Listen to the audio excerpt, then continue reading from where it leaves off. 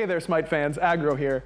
Look, every single year, the SPL just keeps getting better. Season 7 was incredible, and in Season 8, I'm sure our players are going to take their game to the next level.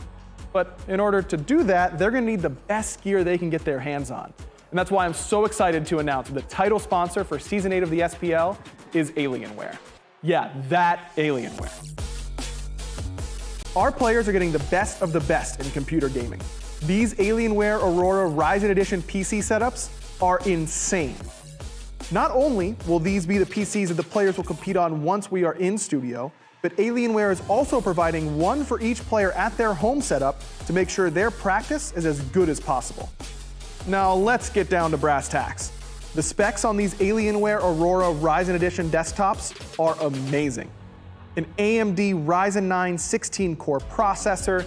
That's a lot of cores. That's plenty of processing power. That's a lot of cores. Plenty of cores. If you want to stream, this is the way to go. I know a lot about my cores, so. I mean, Pilates, right? 64 gigabytes of DDR4 RAM. What? Is that true? That is true. I mean, this thing has 64 gigs of DDR4 RAM. Which you can do literally anything with. Literally anything. I've never had more than 16 gigs. That's quadruple the amount I have at home. And one of the hottest commodities in the PC world, an NVIDIA GeForce 3090 graphics card. Insane how much better this is than what I have. The best graphics you really need, Ultra, of course. Content's gonna look good. And what's the point of all the power if you can't see it? Players will also be using the Alienware 25-inch 240Hz monitors. Man, when I load into scrims with this bad boy, I'm gonna feed so hard. And it's gonna be in perfect picture quality. We are so excited to be partnering with Alienware for Season 8 of the SMITE Pro League. And the best part is, this VIP treatment, it's not just for the pros. You too can get the best possible SMITE experience. Just go to smitegame.com/Alienware and use code SMITEAW to get special discounts on some of Alienware's best products. Thanks again to Alienware. Make sure you're following them on Twitter and Instagram. That's at Alienware on both platforms. And you can join their community at alienwarearena.com. And you're telling me an alien wore this?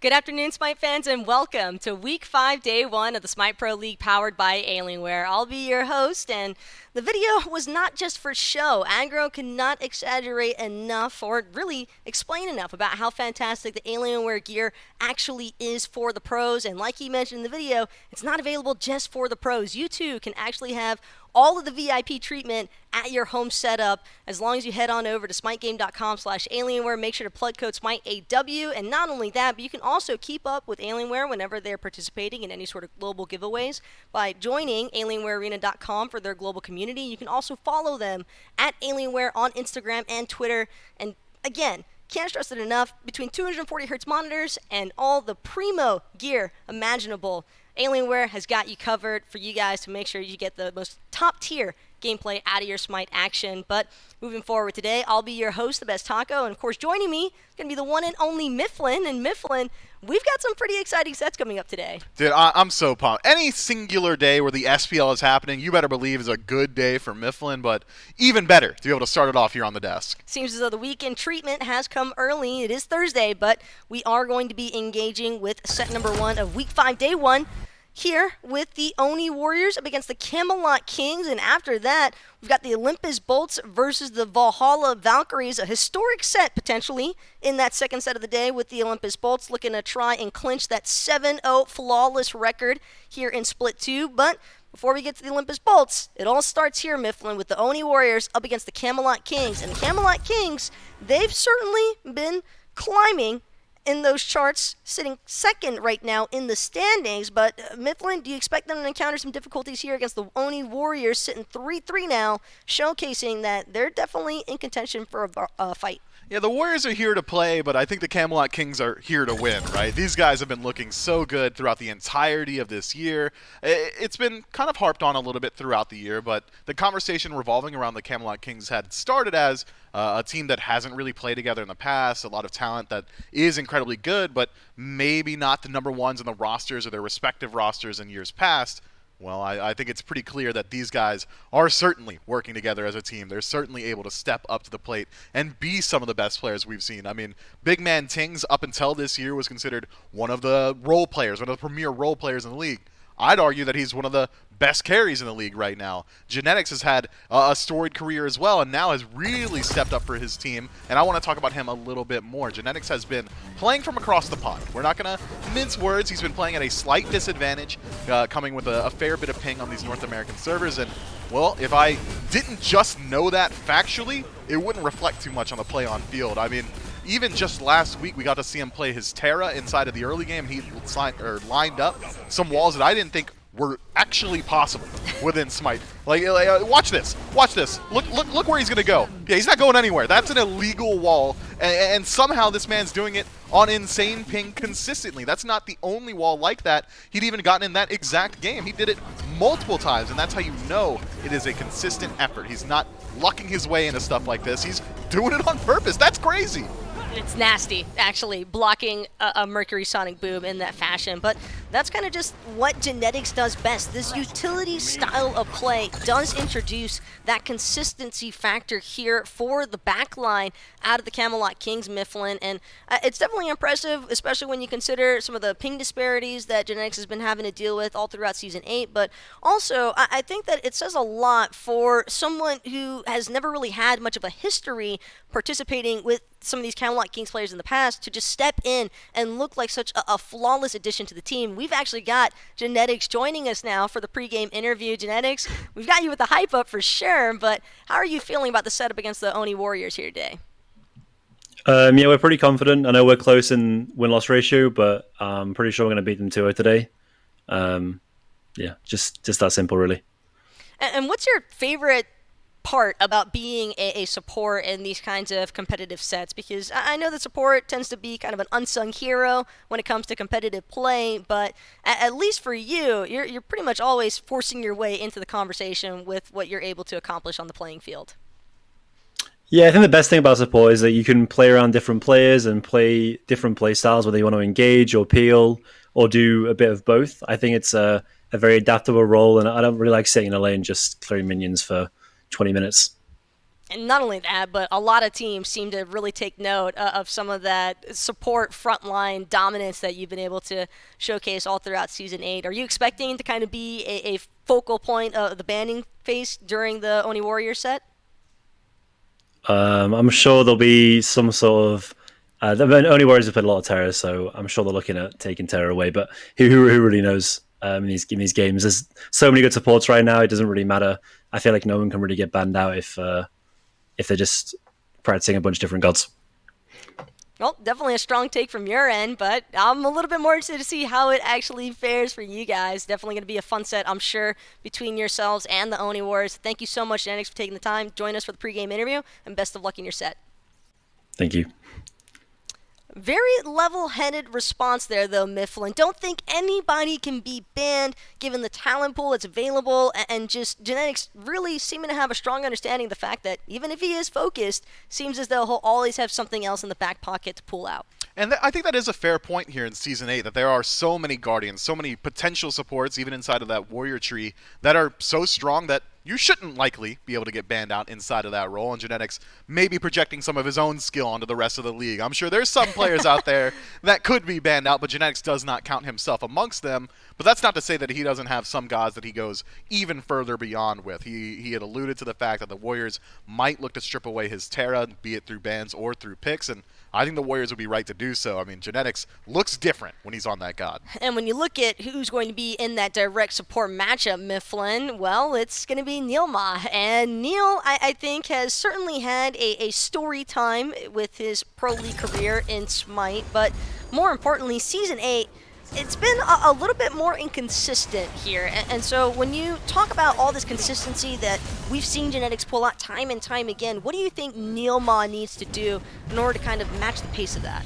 I feel like Neil is one of the more versatile players we have inside of the support role. Genetics said, well, support's fun because sometimes you can play that aggressive style. Sometimes you can be that facilitator, and I don't think there are many players that embody that sense as much as Neilma. He's willing to play just about anything. He doesn't have a specific god that I would consider him to be a specialist of. That's not to say that he isn't really good at things like the Bacchus or even this Kuzenbo, but I would say that he is so good at every other god as well that it makes it very hard to target him specifically inside of the ban. So maybe that versatility can come into play here. Makes it a little bit harder to lock down exactly where some of these drafts are going to go for the Oni Warriors. I mean, they could lock in an Odin, and I could say, well, maybe it goes to Neilma, maybe it heads over to Nika. It's hard to say. So when you're dealing with teams, though, that have such consistent or strong frontline members with all of this flexibility like you're talking about, Mifflin, do you think then that the discussion should kind of stray away from that frontline aspect here for either the Oni Warriors or the Camelot Kings? And if so, where do you think that focal pressure should be assigned? Well, if I'm the Camelot Kings, I'm kind of trying to limit what Dardes is able to do because, well, Genetics already alluded to it again. It's pretty hard to ban out these supports. It's pretty hard to ban out frontline in general. Here in Season 8 in this post-boots world, feels like a lot of frontliners are very viable right now. Well, Dardes has been struggling pretty mightily so far this year. Might as well put the pressure where it's already at. It is a battle of the pingers when it comes down to the mid lane showcase, though, because Big Man Tings playing from the UK as well as Dardes having I believe France should be Talking Dardes. to the wrong guy.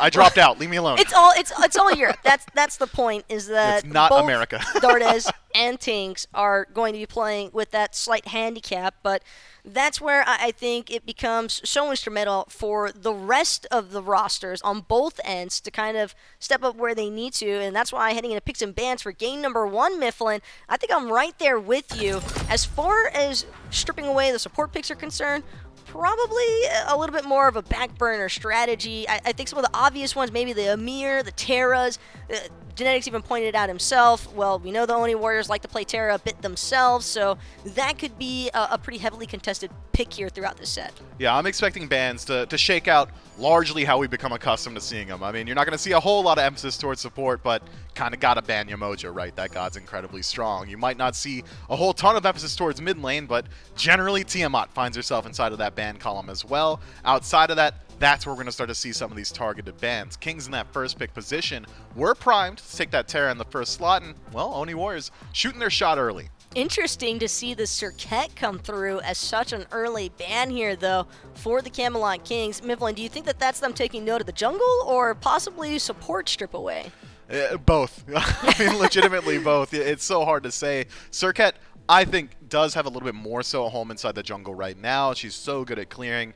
She's got some of the most expedient jungle clear out of just about anyone inside of the jungle roster right now, so she hits her stride a little bit more quickly. But this Ymir ban is interesting. Almost invalidates what I was just saying, and it has been targeted bans through and through here. The Oni Warriors don't want Genetics looking comfortable. Well, it's not a foreign situation for Genetics by any means. Have to remember, he has been probably one of the most popularly banned supports in terms of just not being allowed to take his signature picks that we've seen him pilot so successfully. But with Camelot Kings adding Artemis to their third ban here, if Oni Warriors don't ban the Odin, do you expect the Camelot Kings to maybe prioritize it first pick position, Mifflin?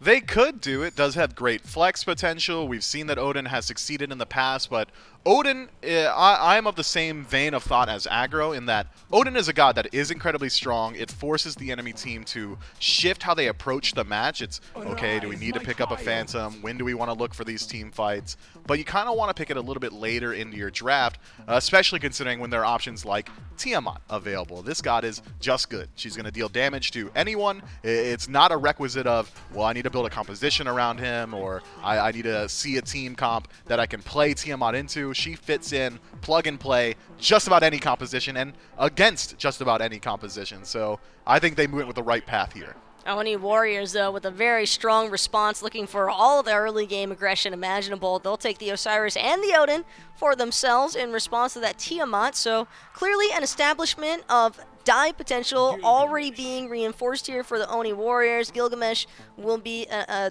smart lock-in, I think, for the Kings. Don't really want to permit Tiamat to potentially just be completely ran down here, although I would be skeptical to see the Oni Warriors have tried to lean into that Gilgamesh after the fact. But Morgan Le Fay still up for grabs. Do you think that there's a chance for that one to come into play, Mifflin? I hope so. I think Morgan Le Fay is incredibly strong and is going to get locked in here for the Oni Warriors. The only weakness of Morgan Le Fay is that she's kind of hard to perform on in the early game once there's a ton of lockdown CC on the other side, because she does not have a whole ton of mobility inside of her own kit. But up against Tiamat, up against Fafnir, I think Morgan Le Fay should be able to survive throughout the early game. It's really going to be up to Captain Twig on this Gilgamesh to put the pressure into the mid lane. And I'm glad that you highlighted Captain Twig here, because honestly, Mifflin, if we're basing things off of last week's performances alone, not Twig's greatest week of all time by any means, but the Gilgamesh, I think, could be a strong bounce-back opportunity for him here today up against the Oni Warriors, because Winds of Shamash certainly going to be very limiting in terms of how well the Odin initiation is actually going to shake up, because all that blind could make it a little bit more complicated, I would imagine, when trying to fight inside of that Odin cage. Could do. And to speak to your point about Twig struggling a little bit, wasn't it Gore that put out a tweet that Twig had essentially doubled his deaths in Phase 2 off of that last week's performance? It was a unfortunate circumstance he finds himself in, but certainly took it with a grain of salt. I'm sure he's going to bounce back just fine. What do you think of this Artemis, by the way? I mean, now that I got an ADC on the desk with me, I gotta ask, because I think she's probably the best hunter in the game right now. Competitively speaking, I think she is the best hunter in the game right now. Even when you have the likes of an Odin to try and control her, it's just simply not worth the risk. Sure, her autos alone, absolutely destructive. They're nuts. They chunk so hard. She hits so hard. It doesn't even make sense, man. And not only that, but with Ickful and Bobuild being such strong additions to the rest of her kit, largely looking at that Silver Branch and the passive that it provides, because you're just guaranteed a freebie 600 damage with that boar, if not higher. So it's just difficult, and especially at a competitive level of play, trying to actually maneuver throughout the Tusky team fights. It's just a headache and a half. Why bother dealing with it? But Rom, actually another hunter that I think we need to keep our eyes on here, because Rom, I think, he's almost like a watered-down version of Artemis in a sense. We've seen him as a response pick oftentimes to the Artemis, even though there is the 1v1 counter matchup, so to say, with Artemis and Rom. It's more so what Rom's able to control with the Astral Barrage, and I love the Rom pickup here for the Kings, because it's just Netroid can just look for Astral Barrage snipes, while Captain Twig, Genetics, Variety, they just look for the collapse. Yeah, I think Rom is a great pickup here, especially into a god like Morgan Le Fay, who really just gotta hope that he's gonna miss his shots, right? I mean, you don't have a way to leap out of it. You can maybe boost your movement speed a little bit. You don't have a stealth. You don't have any traditional movement abilities. So in the late game, Rom utilizing that bow build as well as Artemis, I'd say, with his second ability, the stim, pop your 2, go up in the air, get a whole ton of additional power, and then all of a sudden, if you land all 3 shots, you're probably doing around 1,600 damage. If you can start a fight off like that onto the Morgan Le Fay, well, you're not fighting Morgan Le Fay anymore. She's headed back to base. That said, I think we got to bring up the Jing Chen pick a little bit. It's something we've seen from the Scarabs recently out of their soul lane when Slaney was headed that way. It's a very safe pick, brings a lot of team fight presence into the late game, but you're essentially saying, if this Jing Chen is going solo, you've lost solo pressure. You're probably not getting a whole ton of Totem Akus, and you're really not going to have the pressure inside of the lane to look towards Pyromancers. I think I'm expecting this to be an Osiris in the solo lane, or excuse me, an Osiris in the jungle Odin in the solo lane for Nika. So if it is that Xingtian Odin matchup, I don't think that the lack of pressure is going to be felt as extremely as it might have been elsewhere, but I like the Xingtian just because he has a lot of utility, I think, to kind of intervene with the Morgan Le Fay and the Heimdallr. Heavy harassment, I think, is crucial when dealing with both of those gods. You don't really want to allow them their opportunities to actually initiate or follow up, because either one of them could really set up the other quite nicely with some of their team fighting ultimates and capabilities. But I'm honestly keeping an eye on this Kuzenbo. This is starting to feel a little bit more like a Neilma exclusive in the SPL Mifflin. And as far as Kuzenbo is concerned, I think Neilma's sole purpose this game is just going to be to try and control this ROM. I'm just going to pretend you didn't slate my boy Iraffer over there. He's playing the Kuzenbo as well. Give him a little bit of credit, but you're right to say that Neilma has pushed this god a little bit further than some other players have so far here in Season 8. And I think that it is going to be very good for dealing with this Tiamat. So her damage is stopped on first god hit, doesn't have that pierce ability when in the bipedal stance, which means Kuzenbo walks into your face, pops his second ability and says, do it. I mean, go for it. And generally, I feel like he might even just straight up win that trade. Looking at the way that the drafts have shaken up on both sides, though, Mifflin, do you have a slight edge provided either way, or do you think that both these teams kind of walked away with comps that they really like? I think both teams have great compositions, but I might give the edge to the Kings just because I love that Rom and Morgan Le Fay matchup so much. Well, we'll get a chance to see exactly how it works for the Camelot Kings here up against Oni Warriors. Game number 1 is going to be J-Mac Tucker and Aggro bringing you guys the action. Thank you, Taco and Mifflin. Our first SPL set of the week, and on a Thursday, Aggro bringing it out here. And this is a matchup I've been waiting to see because we've seen a lot of fluctuation as far as these mid lanes go onto which one they want to ban, which one they want to pick. Finally, we might get to see who's the queen of the mid lane, this Tiamat or the Morgan Le Fay. Yeah, I think it's pretty telling, though, J-Mac, that it's first pick Tiamat, not first pick Morgan Le Fay. And for the record, I think the Kings are probably in the right camp. Dardes, I'm sure, is going to put on a performance on this god. I think that Morgan is very good. But until proven otherwise, and maybe this will be the game that does, I think you got to give the default matchup to Tiamat. I think that she is the goddess to beat in mid right now. One thing I'm already noticing different amongst the builds here is Neilma's gone for Tier 1 towards this Voidstone, maybe even a Stone of Binding early. How does that kind of change up his early playstyle versus Genetics, who's going for the more traditional Gauntlet of Thieves? Yeah, I'm very curious as to where Neil is going to go with this. It looks a lot like the Glowing Emerald, but it isn't the same thing. It is a little bit more magical protection.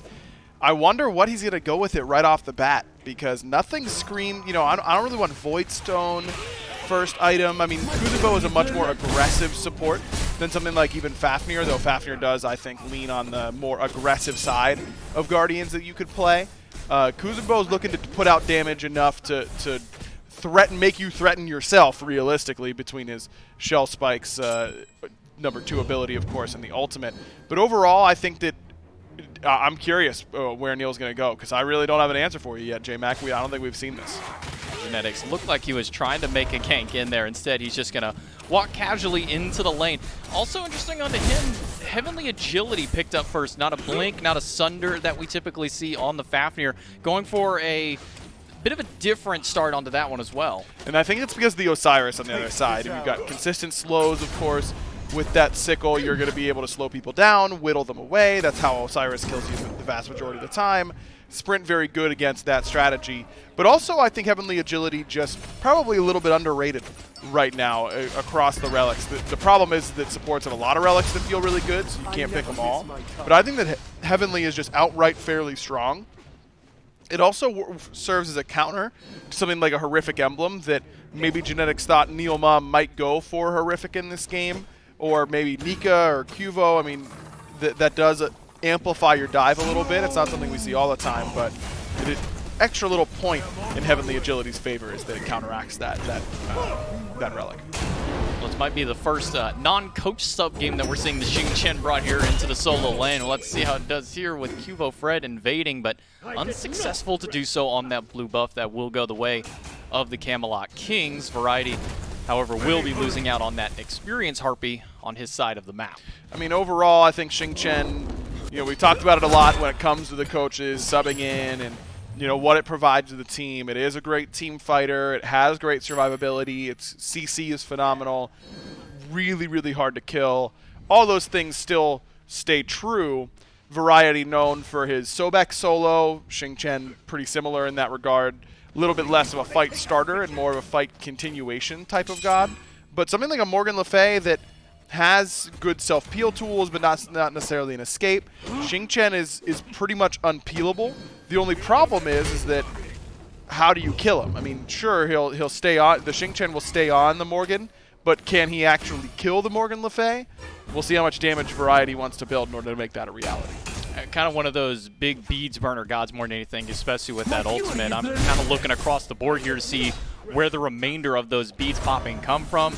Maybe some out of Captain Twig if he gets a nice drop kick. I'm looking probably at genetics more than anything off those hammers to try and burn any sets of early beads that might come through. Other than that, though, only 2 beads picked up. That's by both the carries. Cuvo electing to go for the blink instead, using that ultimate as his form of CC immunity. Neil gets a nice push on the wall, but Big Man Ting's able to leap away and get back to safety. Really nice hammer there from Genetics, and I don't know if that was pre-discussed, like, hey, if he blinks on you here, don't beads, I'll hammer him, but really good trust from Big Man Tings at the exact same time to know that he doesn't have that much to worry about, especially with Genetics right next to him. So really nice play from the support from the Kings, which has been the call, really, for the Kings. I think that when the Kings are playing at their best, it's because of how well their front line has played, and that allows Big Man Tings and Netroid to really shine. Not to take credit away from those backliners, because they've obviously been fantastic, but when the Kings are playing well, I look at their front line. Smash used. Captain Twig leaps in. Cuvo leaps out. Variety gonna go for the ult, but not get anybody as Cuvo's able to blink out of that one just in time. Blue buff does manage to get stripped away there by the Warriors, and a few ultimates as well. Really would like Variety to be able to pick up Cuvo in that instance, knowing that he doesn't have his ultimate, no CC immunity. Maybe he should have tried to blink one, but that's pretty reactable with a blink. The Furious Roar doesn't come out that quickly, especially if you're at the tail end of that projectile. So I think that you're just going to have a tough time ending up getting Fred from that position either way. But overall, a good play from the Warriors. They were able to strip away the blue buff from Variety, not letting this Guardian get away with the laning phase for free. Netroid rolls in aggressively over towards Neil, gets the Watery Grave out of the support to make sure that he can't go any further. Notice he tried to steal the red buff away there, but you know, Tiamat kind of like another form of Bakasura, hard to out-secure that buff, and you see Big Man Tings use the Consume to guarantee the buff for himself, leaves the extra copy of it on the ground, but no one needs to go by and pick that one up. Meanwhile, Genetics pushing forward up towards their red buff. It's still down for the time, but looking for a little bit of action in the mid lane. You know, in some ways, adding green buff is kind of a Tiamat nerf when you think about it, because now the supports have a buff that they want to be picking up, and they're not just picking up your double red. I don't know if picking up green is better than getting a red buff at this point in the game. I mean, of course, it is % power that you get, but it also gives you a little bit on its own. Genetics already had the green, so of course you can't go pick up the red. But you know, it's something to be said there about a big Tiamat nerf by adding green buff, of course. We see Variety use the ultimate to guarantee the Scorpion, and that's some of the fun play we've been seeing amongst some of the solo laners, gods like Tyr, and now the Xingqian onto that one, pushing people away to battle just for the Scorpion of all things. But now with Variety's ultimate down, maybe a little less kill pressure on that right-hand side. Instead, it'll just be Totem of Ku on Twig's rotation to get something for going to that side of the map. It's not like Variety had 0 kill potential with his ultimate. With it, he needs help, of course. He needs a jungle gank, but no CC immunity for Nika or for Fred. That could be resulting in a kill at any point, but he's already got 20% CDR from the Breastplate of Valor, so it won't take long before it's back. Well, Genetics pushed away as the purple buff stolen by the Oni Warriors. Genetics now down to half health, and Dardes pushed under tower. Twig trying for the invade and gonna get a nice wins of smash on Nika. Keeps locking him inside. Nika is just trying to find a way out. Variety leaps over the cage wall and a leap in by Twig. They're looking for first blood, but they just can't find it. And on the way, here comes Dardes on this Morgan Le Fay. Twig now very low on mana. He's gonna get shoved against the wall by the Dragonflight. Into the ult goes Dardes. Needs all 3 shots and some more, but misses the 3rd. Variety gets a nice ultimate as well. Gets the beads out of Dardes to help bail Twig out to get him out of danger. Man, feels like that should have been a good play there for the Warriors, but it ends up being more favorable for the Kings because Dardes loses his Purification Beads, the longest cooldown relic used in that engagement. overall, I think that so far I've been pretty pleased with how the Warriors have played. They've been active on the map. They have not just let the game come to them. They've been on blue buffs. They've been on purple buffs. They've been willing to be aggressive. But despite all of these successful invades, and there have been many of them, it's really the Kings who are ever so slightly ahead in gold. And it's not a lead for the Kings, but it really is more there to serve to illustrate the Warriors are not starting to expand a lead, even despite how many successful invades they've got. 8 minutes in, about 400 or 500 gold separate the teams, 1,000 experience, and the majority of that does come from the mid lane. Big Man Tings with a level and a half over Dardes has just been getting a little bit more farm to himself compared to any of the other players across the board. Sitting tied for highest level on the map out of your mid laner, not something you see too often.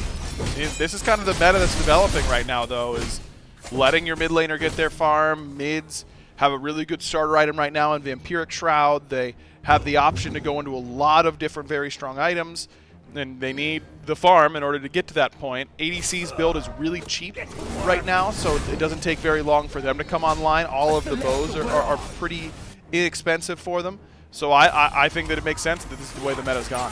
Metroid spots Vote Neil on across the wall. He'll go up into the sky, look for the snipes, gets 2, needs the 3rd one just off the mark because the Bifrost comes through for Vote, but now Neil's in trouble, stuck inside the Winter Shamash, and it looks like he'll fall for first blood. Netroid's the one who's going to get that one. Cubo tries to lock him down, but he gets locked out himself. Netroid picks up the double kill. Now Dardes on the run. Will that be a 3-pick for him? No, Tings will take the 3rd one away, but that's 3 quick on the board for the Kings. Man, I mean, Neil is caught at that point. He's already used Watery Grave. Winds of Shamash comes out.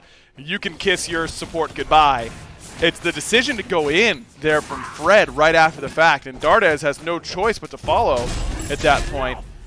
Once your jungler is committed, once your support's already dead, they're going to be able to run you down anyways, and Fred just evaporated to the damage from Big Man Tings. Big Man on this Tiamat, those levels certainly going to good use already. Hit a big stun onto Fred right after he had ulted in. The ending damage from Winds of Shamash comes out.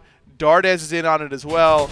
Maybe not giving quite enough respect to this Gilgamesh pick on the other side because they did not seem too concerned about the ultimate. Maybe they should have been. You want to talk about respect towards a pick. 2 wing blades picked up, as well as that heavenly agility we talked about earlier in response to Cuvo Fred. There's obviously some other gods across the map to pay a little bit of homage to with that one, but having 2 very early wing blades, not just the protection they give, but most important, that slow immunity onto it. I think maybe up until this point, I always feel it's an under-purchased item, but I can always understand how across the builds it's sometimes hard to slot that in, but I feel it is kind of necessary this time around. It's really good, man. I mean, this is just strictly a good item that you want to see a lot of. Another Wind of Smosh comes through. Neil able to make it out this time. All those to secure the Oracle Harpies. Cuvo Fred loses well over half his health to Big Man Tings and Genetics. Genetics not quite level 12 yet, still quite a ways off there, but do you think Sunder is going to be his call going into it for second relic? Most likely. I mean, you could go Frenzy as well. Frenzy really good on Fafnir, where you're going to be focusing out objectives pretty well as it is. Lean into your strength as a god. That always feels pretty good, but hard to imagine that there's not going to be a Sunder here for the Kings. You could give it to Variety. He could be the one to pick up the Sunder instead. I think there's even a world where you could potentially... you probably can't go it on Captain Twig. Really, it's just Heimdall on the other side that forces this front to force a beads pickup here for Twig, because it's going to make his job of diving this Heimdall too difficult if every single time through the realms is just a guaranteed get-off-me tool. It's just, that's one of Heimdall's strengths, is he's an ADC that requires frontliners to buy beads in order to play against him. Genetics Genetics dragging the Kappa around with him. That's the words I'm trying to look for on that one. Don't worry, it's not like you talk for a living, you know? Like, it's not a big deal. Sometimes I do words good, but today not that day. Variety and Genetics going to team up on the Dardes and force him under the tower, gets the ultimate out of Dardes, throws Cuvo into the backline. Transformation comes through. Ting's looking for some damage. Cuvo will make it out, but Variety will not as Neil gets it with the Watery Grave. Twig has to use the heroic lead just to get back to the safety of the tower. Ting's being chased by Vote, and into the realms he'll go. Genetics pushed against the wall, but Netroid has rotated over for some extra safety. Up in the sky looking for some snipes, but who will the target be? It's going to be on the Dardes, and not enough damage goes through. Genetics now has to de-transform in a weird spot, but not too deterred. Nika is the front line left here for the Oni Warriors, as they're all right around half HP. Netroid, the only really healthy one of them. A nice stun comes out from Tings. Might be enough to take down Neil. Leaf is not going to find a home. Nika dives under the tower to find Netrioid, and Nika will manage to find his way out, but I can't say the same for Tings. He's being chased, consumed onto Cubo, but he's solo, and man, a Cubo will be able to pick him up. Man, everyone on the Warriors on a sliver of HP as Nika was getting greedy for the kill under the tier 1. Good bait by Genetics, and you feel like Nika has to die for it. Oh no! Kick missed by Captain Twig. The level 14 Odin just makes it out by the skin of his teeth. Genetics also getting to live on the back end of that one, but such a back and forth and scattered fight in that jungle. Only Warriors come up with a few big picks for themselves. And they get the 2 backliners in particular here for the Kings, which is a huge deal for the Warriors, especially getting that kill onto Big Man. That gave Cuvo a lot of gold and was able to start to finish off some of these items. I think it was Cubo who got that last hit on that little skirmish, and they really needed to shut him down. So a good turnaround there from the Warriors, really able to spread that team fight out nicely. Well, Twig not going to get that drop kick because Cubo uses the ultimate to get out of danger. Netrioid has to roll away. Genetics walking past Neil, a little bit under level compared to his enemy support there. About a half a level separating them. Red buff gets stolen away. No, it doesn't. Variety able to confirm the red buff for his team, making sure that they can go through Ruination a little off the mark there. Nika at half drops down the cage. The Watery Grave has a zone all to hold for the Gold Fury to go the way of the Warriors. Genetics pushing forward, gets a stun onto Neil up in Draconic form. Variety also gets the ultimate just to lock him in place, but all of this for Neil, I mean, they already got the gold. Already got the gold, and the Warriors very happy with that trade, and you see the space control that they're really sending Nika and Neil to do. Watery Grave plus a Ring of Spears is a whole lot of area that you just can't walk through if you're the Kings. But I want to see Netrioid use that ultimate a little bit more aggressively there. I mean, you don't have to walk through that zone if you've got something like Astral Barrage. No ward vision, of course, on the Fury. The Warriors dominated that. But I think you can tell that something's going on if they're dropping Odin ult and Kuzenbo ult in order to keep you out. A little surprised Netrioid held on to the ult that long. I mean, they're pushing him back at a red buff, no less. It's not like Right. they're right by the pit dropping that one down. They're all the way in the back line. Speaking of the back line, Genetics has to leap away as well. Dardes putting out some damage onto it. Not the traditional Morgan Le Fay build we've been seeing. A lot of these pros have been going more towards the lifesteal build, but this time around, Dardes going for that Charon's coin and the Chronos pendant. Yeah, Chronos is the interesting one. Charon's rush, pretty standard, but you're right. I mean, it's been a lot of Pythax piece or early on Typhon's Fang, you know, making sure that you can lean into that lifesteal on the ultimate a little bit. Not going that direction, not incentivizing the enemy team to go anti-heal, instead allowing your ultimate to maybe get more value this way. Because if you start going Typhons and Soul Gem and all that kind of stuff, the enemy team's going to say, all right, I've got to buy Divine Druid. You know, I've got to buy a Brawler's Beatstick. But take a look at what the Kings have. They don't have any anti-heal right now.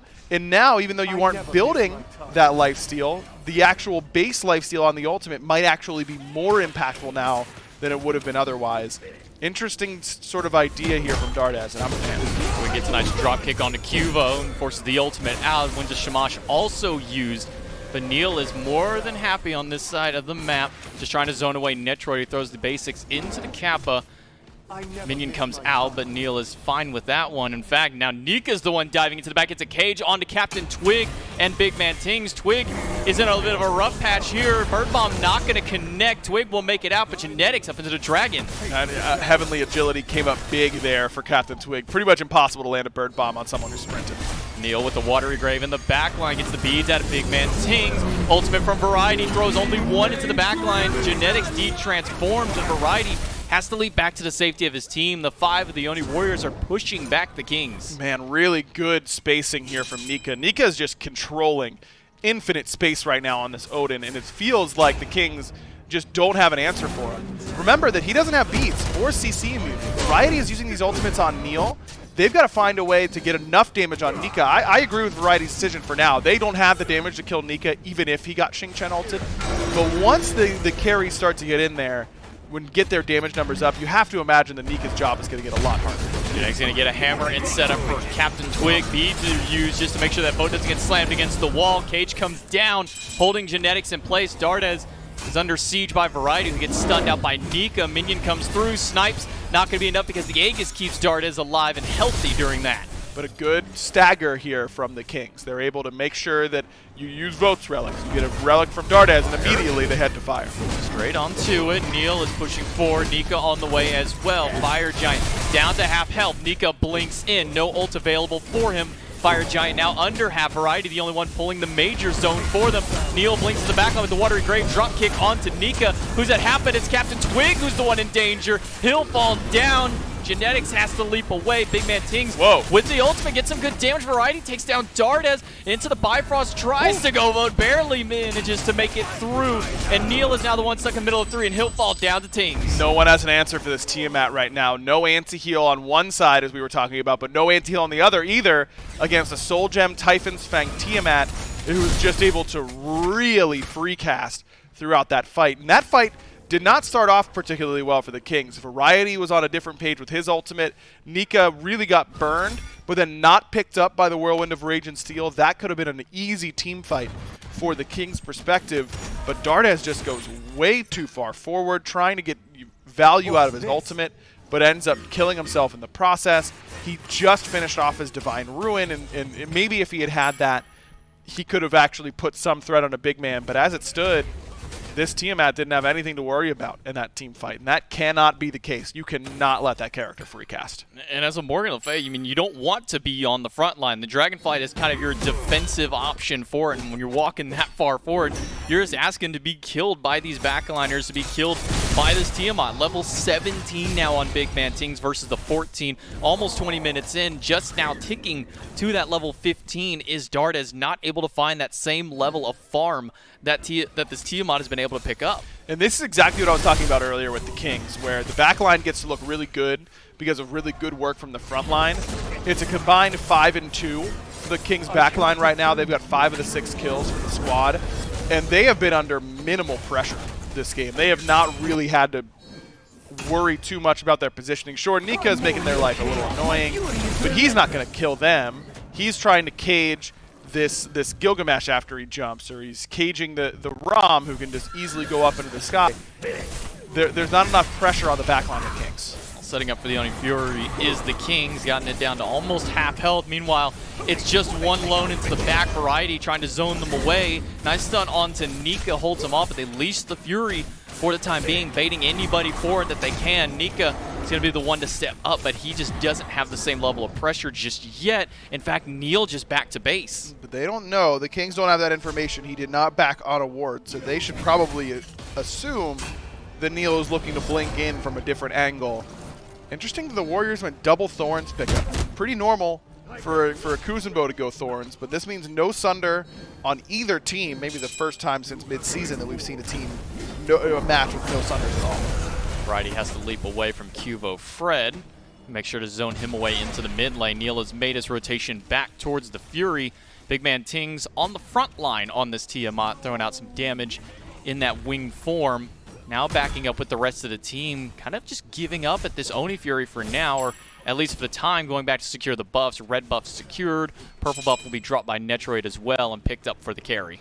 I mean, right now the Kings and the Warriors are pretty deadlocked, so this Fury matters a lot in the sense of we could lose a fight and lose the game off of this objective, but it also doesn't matter much in the idea that it's an Oni Fury, and Oni is the least valuable Fury in games that are this close, because if one team just gets marginal positional advantage and then ends up losing the Oni Fury, you're going to spread out and farm, and the other team isn't ahead enough to really threaten you on FG. I don't mind giving Furies like this in this situation. Variety and Genetics taking a little bit of damage. One from the Fury, one for the enemy team. Nika down under half health. He's got to leap away. Big man Tings walks forward and throws out the Typhoon onto Neil. That'll chase them out for a little while. Genetics back onto the Fury with Netrioid. They're burning it down, but they're never holding on to it. They seem to give it up every single time. Variety low in the backline. He's going to get one with the Whirlwind. It's going to be Neil who will fall down to Netrioid. Cage comes out, only holding Twig in place, but he can walk through thanks to the Phantom. And it's Big Man Tings in the backline, able to help drop him down. 2 for Netrioid, 1 for Variety. They've also lost Twig in the process. Now looking at Dardes, a leap over the Dragonflight. Variety pushes the Warriors back. Really good job of getting up and over that CC, and even though there's only 2 members here for the Warriors, the Kings are not looking particularly healthy. They can't just go to this Fury and get it for free if Fred and Dardes are still around. Variety still on the front line, make that big man Tings the front line for this Camelot Kings, pushing them away from the Fury, and looks like only Fury finally will go the way of the Camelot Kings after about 3 minutes of back and forth pulls onto this objective. Variety is still looking for blood. Is Dardes dead? Not quite enough. One more take would have done it, but Dardes makes it out. And Dardes had Aegis that whole time, and he is just cool as a cucumber right there. No concerns whatsoever that he was going to die to that furious roar. And this is that's the type of fight that I was worried about happening there for the Warriors.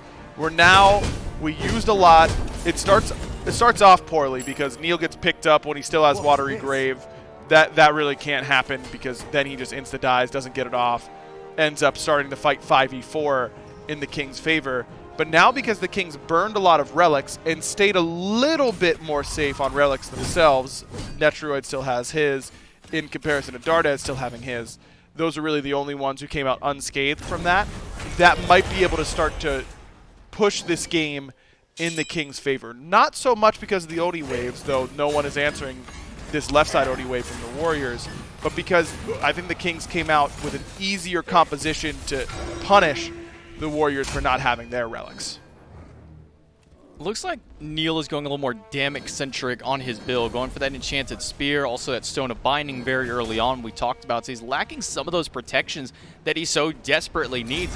And it seems like if he had an extra protection on him instead of one of these damage, maybe he doesn't die as hard in these fights, but want to hold that as the Fire Giant started up. Cuvo Fred singled out amongst the team. He's going to have to use his ultimate away immediately. Minion catches him out to slow him down. Twig going to grab him with the Winds of Samaj, lock him in place, and take him down. Big man Tings with the kill. I mean, Fred got kicked against the wall, and then instead of backing back towards his team or walking back towards his team, he walks in underneath that rock, and as soon as he does that, he needs to blink the damage. He can't afford to just ult it, because then that's exactly what happens. He just gets chased down, kept in combat by the winds, and then he's got nowhere to go. He didn't have beads up at the time. Definitely just a pathing mistake there from Fred that cost him his life. Now that sets back up for the Fire Giant yet again. Genetics in that Dragon form gets the Coerce onto 2 to try and help burn this down. Fire Giant's down to half. Nika trying to step forward. He's going to get knocked up in place and drops down the cage. Neil in the middle as well with the Watery Grave. Forces a lot of damage on a Twig. He's going to leap away. Genetics at half. Variety, however, on top of Dardes, not giving him an inch to breathe. And Netroid just pumping basic after basic onto Neil. Nika gets thrown into the team, but nobody pays attention to him. Nika may be able to just walk out because of that. I think he will be able to survive, and maybe Variety's CC is going to be good enough because here comes Big Man, but Fred is back off the respawn, and he nearly has his ultimate back up.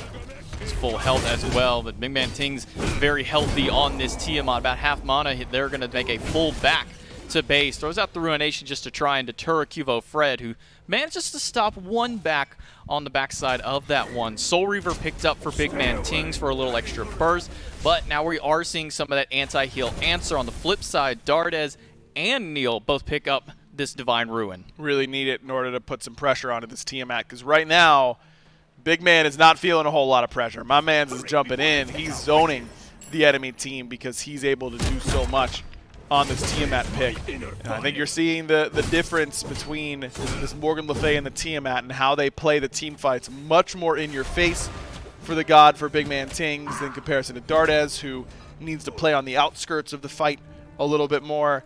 And with that, it means that there isn't really anyone to put pressure onto the back line of the Kings. That's still been the problem in these team fights. Still 2 deaths between the 2 backliners. Variety and Nika going to slap it up a little bit here into the solo lane. Meanwhile, Genetics will continue to push forward towards this Fire Giant. Still has not fallen. A lot of action around this right side of the map in the last few minutes, but no team's been able to confirm the objective. Neil pushed against the wall under half health, and that Typhoon going to do a little bit of damage and poke him back, sitting at just over a quarter health on the support. No way he can stick around. Back to base he goes. That's a good identification from the Kings. Hey, he built Divine. It's going to help his dive. He's going to do a lot more damage. But we don't have to respect his tankiness anymore. We just don't have to. Fire Giant started up. Variety throws Nika away from the FG.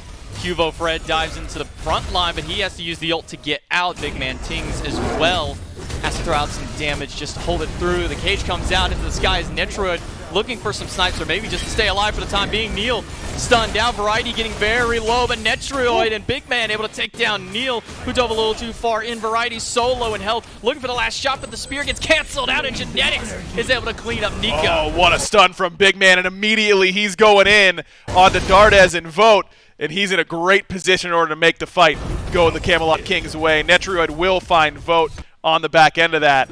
There's a good fight coming for the Kings. Well, Netroid able to get 2 big ones in the middle of that fight there, holding on for the Fire Giants. Been a lot of fighting for it, and finally some of the fruits of their labor for all those fights are coming through. Netroid picking up 2 big ones. And again, Big Man comes into the late game stages of that fight, full health, full mana, both relics, and you're not going to be able to stop a Tiamat at that point. That's where she's going to be able to do the vast majority of her work.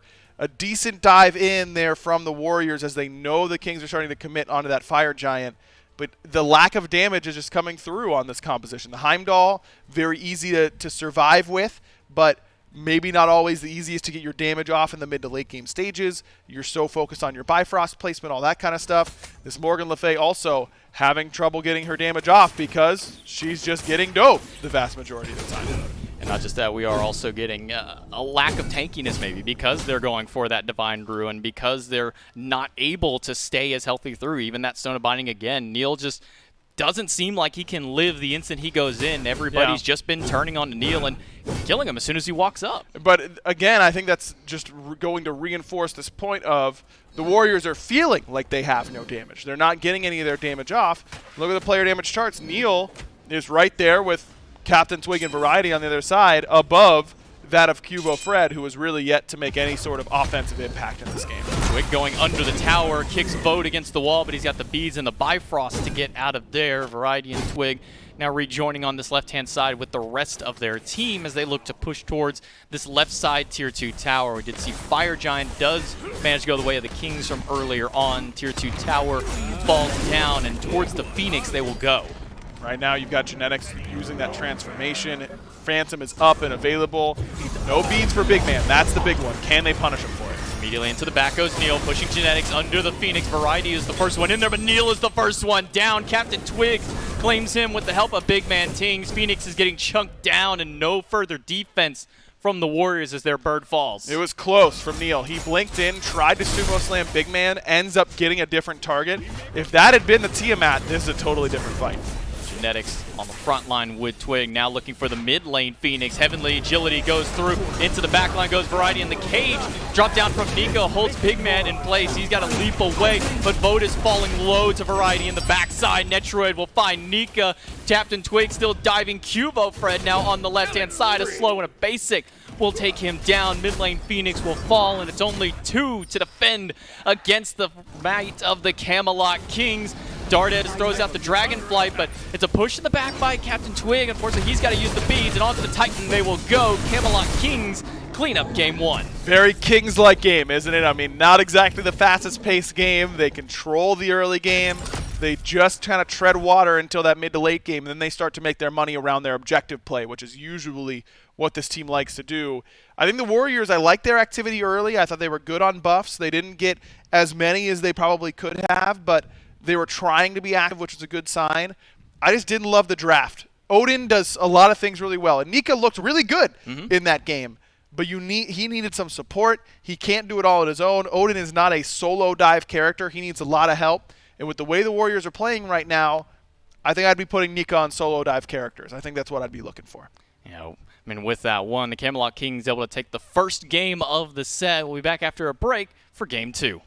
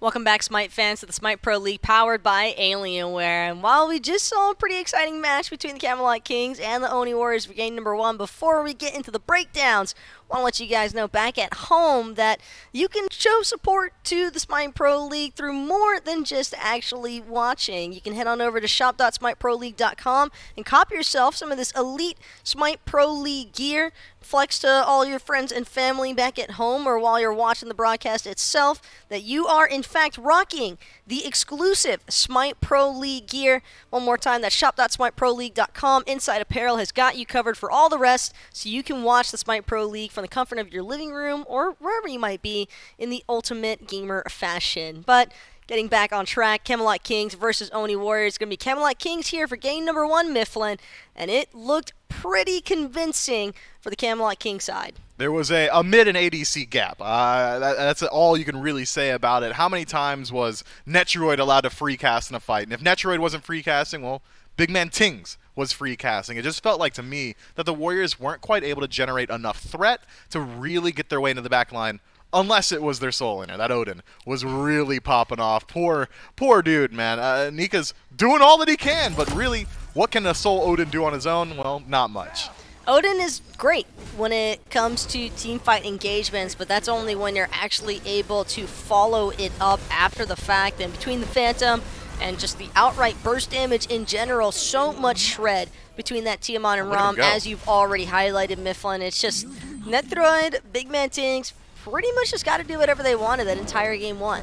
Yeah, and it's likely a byproduct of this draft. The Oni Warriors drafted a fair bit of dive potential between the Odin, the Osiris, even the Kuzenbo, but their backline doesn't have the ability to follow up from that level of range. Morgan Le Fay, if she at any point tried to step up to follow up on the Sumo Slam or the Gungnir's Might from Nika, well, she got dove on immediately by the backline of the Camelot Kings. Tiamat so versatile, the second at any point he was given the range or the capacity to close gap on either Dardes or both, he was just doing that. He didn't care that he was getting dove by these tanky frontliners because legitimately just not enough damage output from them. Cuvo Fred goes for a very squishy build and was reflected inside of these team fights as well.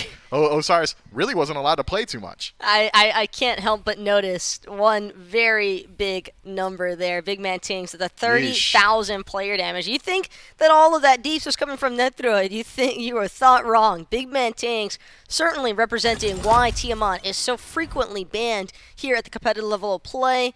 And Mifflin, I think that given the success that Big Man Tings and Tiamat in general has had throughout the season, do you think that we're starting to approach that period where it's just worth every single team at this point establishing the fact, okay, no more Tiamat?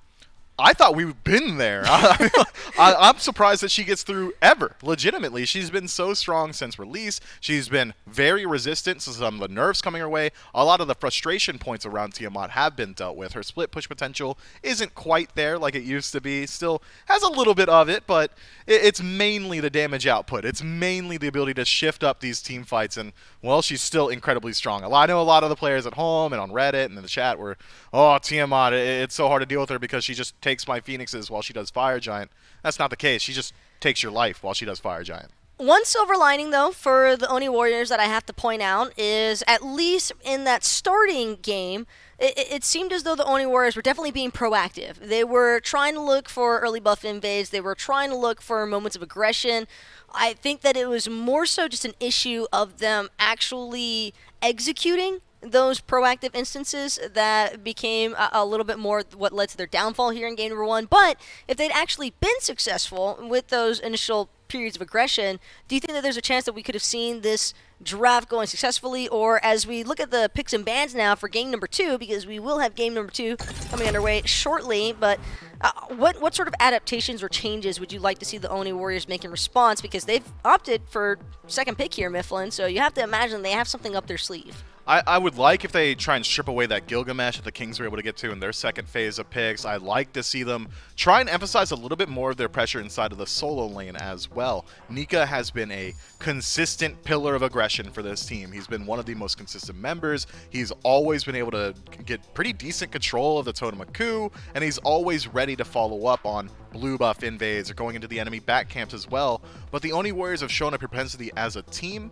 to like to play around that dual laner within that mid 3v3. I think that they should just play around one of their stars, and right now, the brightest star on this team is Nika.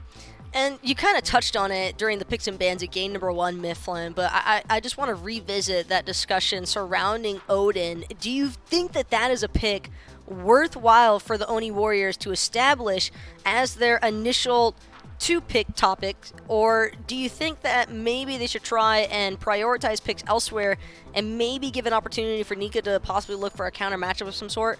I think if you take Odin very early on in your draft, it kind of puts a timer on the efficacy of your Odin. You have to rotate out very early on, find these cages very early before a Phantom can come online or something along those lines. Whereas if you wait a little bit longer into the draft, maybe see if the Kings go for some more immobile gods because they aren't dealing with this Odin early on in the draft, then this cage becomes a much larger threat. One Phantom isn't going to be quite enough in its own to just kind of invalidate what you're looking to do inside of the engagements. I think that I would prefer to see the majority of Odin picks come after the second phase of bans, but that's not to say that you can't perform on it early on. He does generate a lot of threat in the early game just by nature of existing. I mean, Ring of Spears is just good. His damage clear, or his clear in wave is just good. I know I'm saying just good a lot, and Tiamat pops on the screen, so I might as well shift my mentality over to that. She's just good, and somehow the Kings get her again. Yeah, Oni Warriors seems as though they felt a little bit more concerned towards genetics god pool than anyone else, and a rather interesting takeaway here, but the Oni Warriors, they will run it back on the Odin at least, although they could look to switch up the Osiris to a Gilgamesh, and I don't think that that would be a poor look by any means. Instead, it's going to be the Morgan Le Fay immediately snap locked in, and this is definitely, I can already see the expression on your face. I know chat can't, Mifflin, but I'm right there with you. I feel the way that you just looked at me, and I think that the best way of breaking it down is when the mid lane has already been established here for the Camelot Kings. Agreed. You know they're not going to take Morgan Le Fay at any point throughout this top 3. So to leave open both Osiris and the Gilgamesh, not to say that the Kings are going to prioritize both by any means, but it's just, well, they did. they certainly did, and this is where it just becomes. I guess I'll let you just take it away from here, Mifflin, because I'm a little bit speechless. Yeah, the only reason the Oni Warriors would take Morgan Le Fay in this slot, for my money, is if they're worried that the Kings are going to flex this Tiamat into solo lane. And, well, we haven't seen Tiamat go into the solo lane at the SPL level very recently. I think maybe in Phase 1, FineOK took it to solo exactly once. Aside from that, it's generally Aquarius at the SCC level playing Tiamat in solo. So instead, the Oni Warriors essentially say, all right, we're going to hedge our bets. The Kings aren't going to take both. They're not going to take Osiris and Gilgamesh, so we'll just give them the pick of the litter. And that, in of itself, I think is kind of wrong. You want to take whatever you want instead. I'm not worried about them taking the Morgan Le Fay, so you can take that in your third slot every single day of the week. Instead, they say, all right, well, we're going to get one of them. We're going to get Osiris or Gilgamesh, and the Kings say, no, you're not. Those are both incredibly strong gods. We're going to shore up our solo lane and our jungle in one fell swoop and somehow walk away with what could be one of the dirtiest drafts I've seen so far here in Phase 2. This is, I'm right there with you. This is definitely not looking, I don't want to sell it just yet, you know, for a Kings 2-0 performance here by any means, but Chad, I can't stress it enough. This is a disgusting composition already for the Kings. It has every single category covered. You've got pressure, you've got survivability, you've got initiation, you have peel, just, it's the checklist right now for the Camelot Kings all the way through, and we're only in the top 3 for right now, Mifflin. And I also really love the response as well from the Camelot Kings here, taking away the Kali. I think just eliminating as much of that late game potential or even shutdown potential, because Kali, I think, one of the better assassins if she's able to actually get online at chipping away at this sort of composition that we've seen from the Kings. So they're just kind of continuing to do it all and make sure that every corner is covered. Yeah, I mean, the Kings could go for just about any hunter here or any support, and I'd say that they've essentially won the draft off their top 3 alone, but Cerberus, I'm not going to complain about that. That's another great beads burner. It's good initiation. It's good peel if he needs to facilitate that route as well. They can go towards just about any hunter because Tiamat is going to do a lot of the damage on her own anyway. 30,000 in Game 1. Yeah, let's go ahead and head back onto the Rom, who was a huge determining factor in Game 1. 25,000 damage from Netroid, and a lot of that was off of his ultimate engaging these fights. It feels like to me the Oni Warriors came into this week with a strategy that is very reminiscent of the draft that we're seeing right now. I mean, a lot of the pieces are similar, or at least fit the same roles, generally around this Odin, this Morgan Le Fay, and this Heimdall. But they let too much go by the wayside here. Maybe in their quest to accomplish this draft, to acquire a draft that performs to this way, they let a little bit too much through here in the Kings. I mean, they can only be smiling with what they have. So what do you think would be the win conditions here then for the Oni? Like, what needs to go down in this game to effectively negate a lot of the positives that we're seeing right now from the Camelot Kings composition?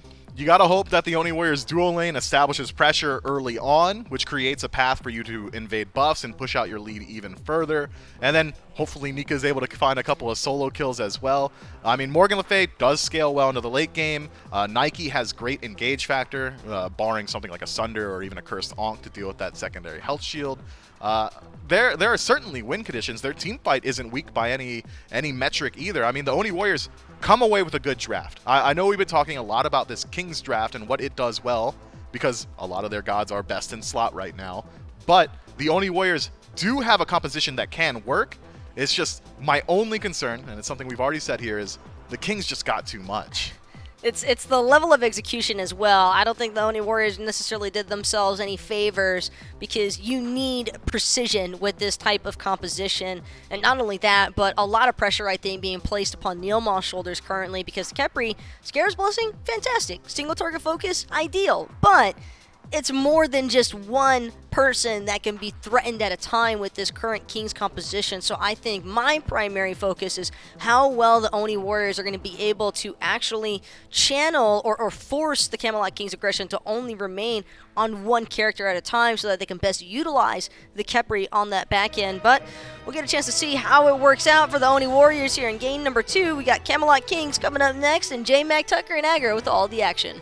Man, you want to talk about a lot of respect thrown the way of Genetics. I saw 5 Guardians banned on the side of the Warriors. Now, the Xing Chen may be over towards Variety into that last one, but there is a lot of focus on keeping him down. And so what does he do? He falls back onto the Cerberus aggro to round out that dual lane. And it's a pick I like for him, because I think it's really, really good at making plays. Genetics has clearly shown himself as a playmaker in this league, and it brings hard CC, it brings damage, it brings not the greatest peel, but pretty good dive on the other side. And the Kings draft dives awfully well. Netroid gets to assist with it, of course, with the ultimate from range, as we've discussed a lot with the ROM. The way Big Man was playing the Tiamat was very much like a frontliner instead of a backliner in the first one. So I'd imagine that Dardes and Vote are going to be on the run here in game number 2. A lot of pressure on Neil in order to keep one of them alive in each fight. Now, I know Genetics is an important one to keep down, but I am very surprised that the Warriors were so willing to give up the Tiamat in a second game after the performance that Big Man Tings had. Maybe a bit of an oversight, or maybe they just felt that Genetics is the big piece to the puzzle that they need to keep locked in. We'll see how it performs for them throughout this game, though. But how many times can teams go with that idea and then get beat by the Kings before they realize that maybe that's not the play? You know, like, so many teams try and ban out Genetics, and there are picks you have to take from him. I agree that you don't want to let him have Terra right now, but it's Tiamat, for God's sakes. Like, why is Big Man getting this? I don't understand.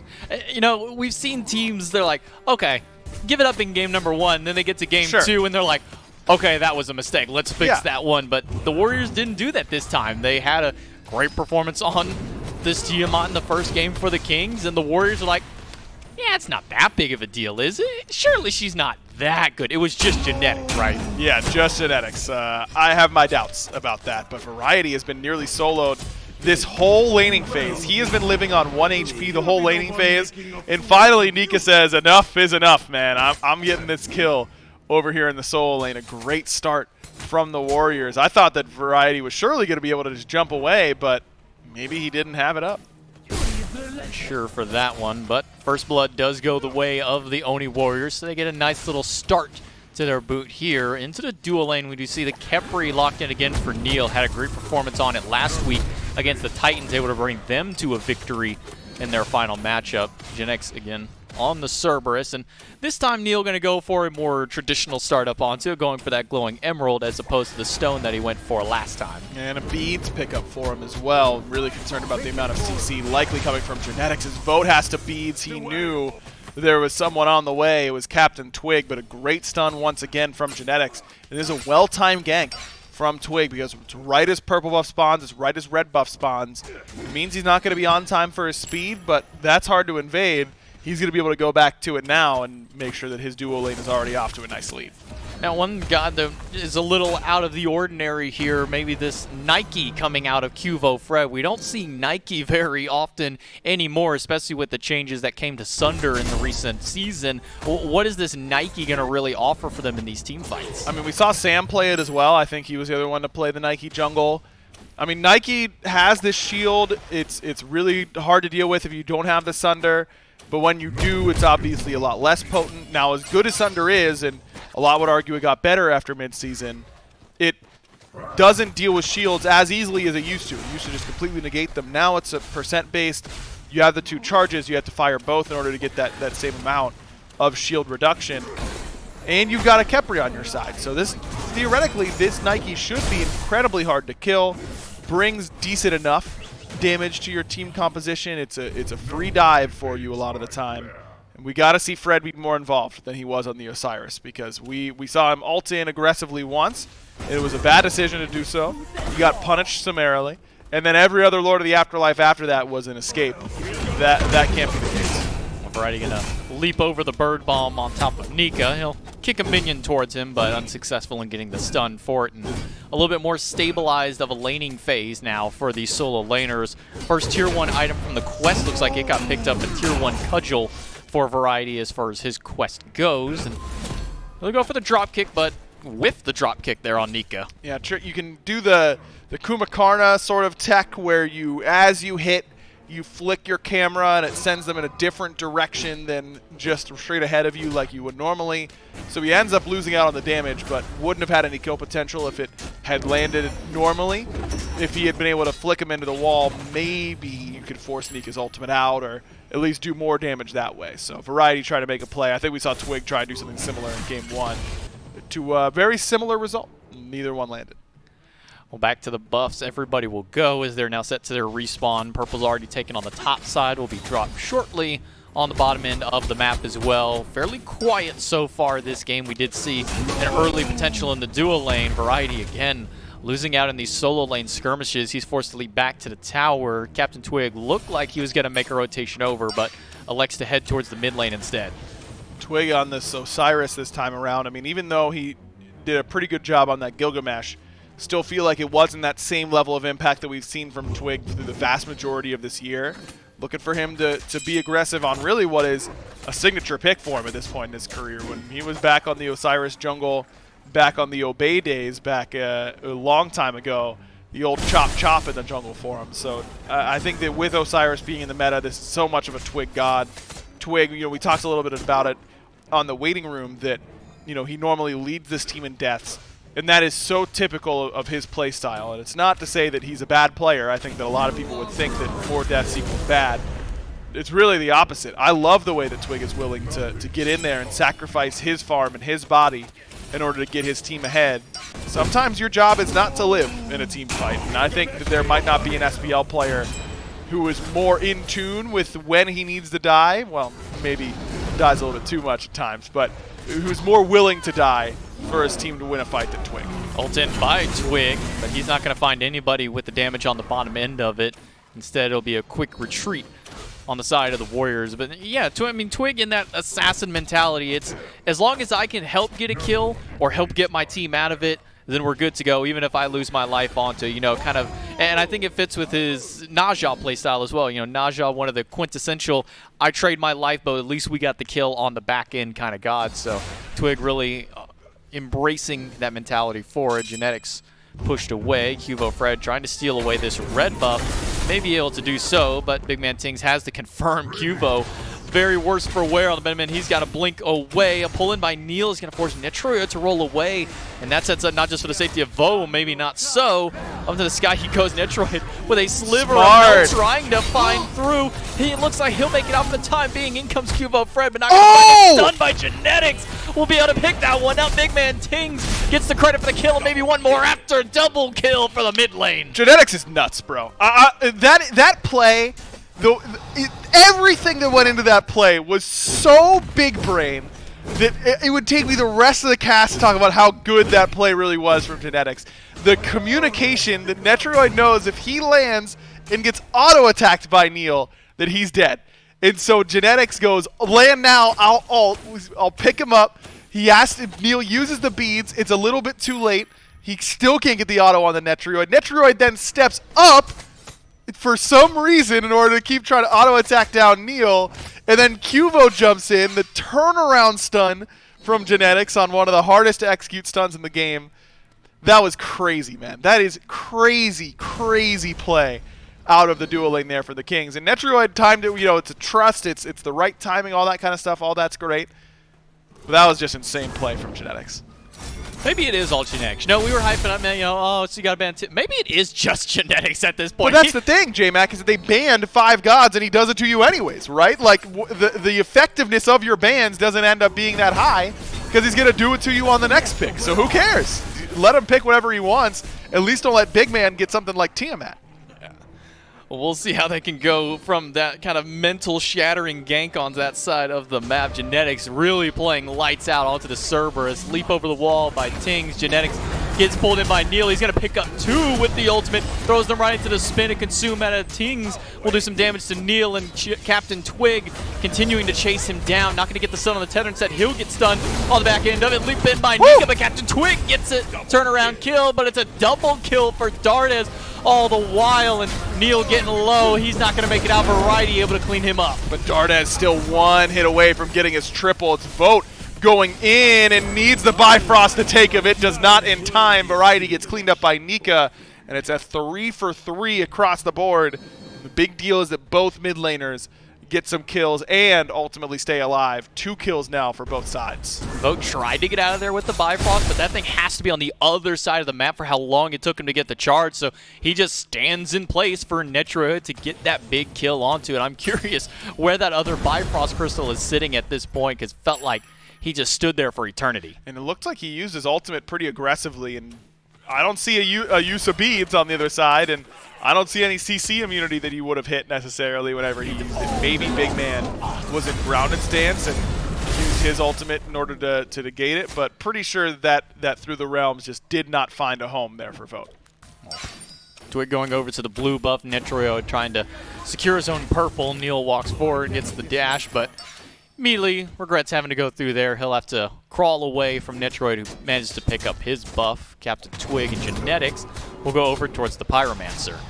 Still a little bit of time now for the Camelot Kings, because this has been their strategy basically all year long. Just not get a little bit too aggressive in the early game, farm it out, trust our team fighting. And that's what they draft for. They draft for team fighting more so than their lanes. But usually it's Twig who ends up on these early game picks in order to get them there, and that's really been the case for them yet again.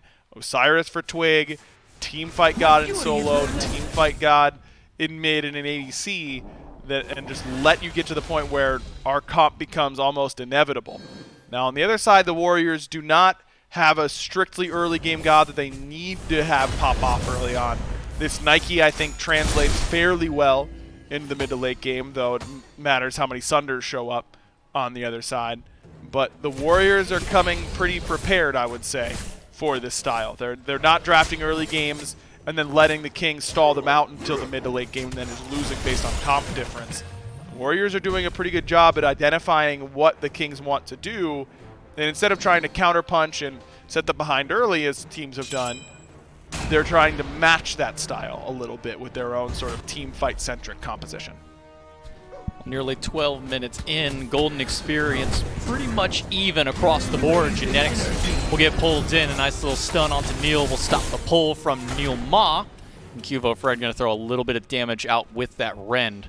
Both teams starting to posture up towards the Gold Furies. That's the first major objective that these two teams are looking to fight towards, but immediately after the fight, they'll all back away and continue their farm up into the jungle. Saw Scorpion taken for the Warriors. Wonder if Genetics is going to go Phantom again in this match. I mean, no Blink for him would be the call if he ends up going for the Phantom. Similar sort of structure to your team composition, that some of your players get caught while others don't. this Odin cage was problematic for Nika, and I think that really if there was a composition where you didn't need the Phantom, in comparison between the two, I would rather have no Phantom on the team with a Fafnir who, when he's transformed, can just breathe down with the auto attacks and basically insta-kill that Odin cage. If he was willing to go Phantom in Game 1, I have to imagine that he's going to be willing to go Phantom here again in Game 2. That leaves the Kings a little bit light, I would say, on engage. You're really looking at variety on getting your fight started. And sometimes Winter Shamash isn't great at doing that as the first thing in. It's too easy to use your leap to get out of, or your CC immunity, or your beads.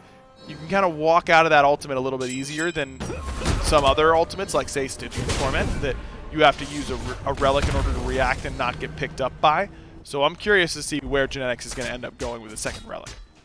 Man, Variety does not get to have fun into the solo lane today. He is constantly being set under that tier 1 tower. Nika just unrelenting on this Odin. 2-0-2 so far for the solo laner out of the Oni Warriors. Making some strong rotations early on, but like I said, as this game goes later, that Phantom may be a little bit more necessary for them. We'll see if Genetics opts to go for it. Not quite level 12 yet, so he still only has the Sunder available to him. The Camelot Kings once again trying to set up for this Gold Fury. The Warriors are starting to respond in kind. I mean, Variety willingly picked Xingchen Game 1, so I'd argue he's not trying to have that much fun over in solo. He's not this game, but I think he kind of gave away his option to have that fun with that Game 1 pick. But he's gotten to a point now, even though he's gotten bullied, and Nika has certainly gotten the better of him in this laning phase. It doesn't matter that much. I mean, Variety needs to finish off his next item, but after that, you're pretty much at the point where you can do what you want to do as a solo laner. Nika is certainly going to be more survivable with where he is in his build, but I don't think Variety's much farther behind. Metroid heading into the tier 1 tower. Variety and Captain Twig will make sure to grab the blue buff on the right-hand side. And as we start approaching the 15-minute mark, gold is still dead even across the board. Experience wavering a little bit back and forth between them, but ultimately dead even across the board it goes. Right now you're looking at the fact that Big Man has finished off his Typhons, whereas Dardez is still waiting on his Soul Reaver. Like, that is your biggest power spike difference, I would say, among these two teams. And that one can matter. 30% pen there for Big Man in comparison to just 20 for Dardez, and he's not going to be getting more pen with this item. So you end up knowing that this Nike, maybe not as much threat. Nika is not going to be quite as tanky with only having the Genji's Guard there as real protection against Big Man Tings. But the question still remains. I'm still asking it from minute 1 of Game 1. Who's killing this Tiamat? Because I really don't see it. Gold Fury started up by the Kings, down to half health. Oni Warriors a little late on the rotation for it, but will ultimately be able to push them off. Captain Twig going to be on the forefront of it to make sure Cuvo Fred has to jump away. And for now, the Kings will give up the Fury on the rotation from the Warriors. And it's still good vision dominance here from the Warriors. They've got plenty of ideas of what's going to happen around this objective. Next step is actually being able to do something with it. Genetics getting low. Cuvo has to use the ult. Sunder breaks the shield. In goes Captain Twig with a big win to Shamash. Revive comes out by Neil to keep Cuvo Fred alive, but it's Variety on the backside with Twig still running at them, but Twig doesn't have the health to do so. Tings will now jump to the back line, but they've already lost 2 on the side of the Kings, and maybe going to be losing a 3rd one as Netroid falls in a double kill for Nika. Nika unanswered on his backline dive, ends up getting 2.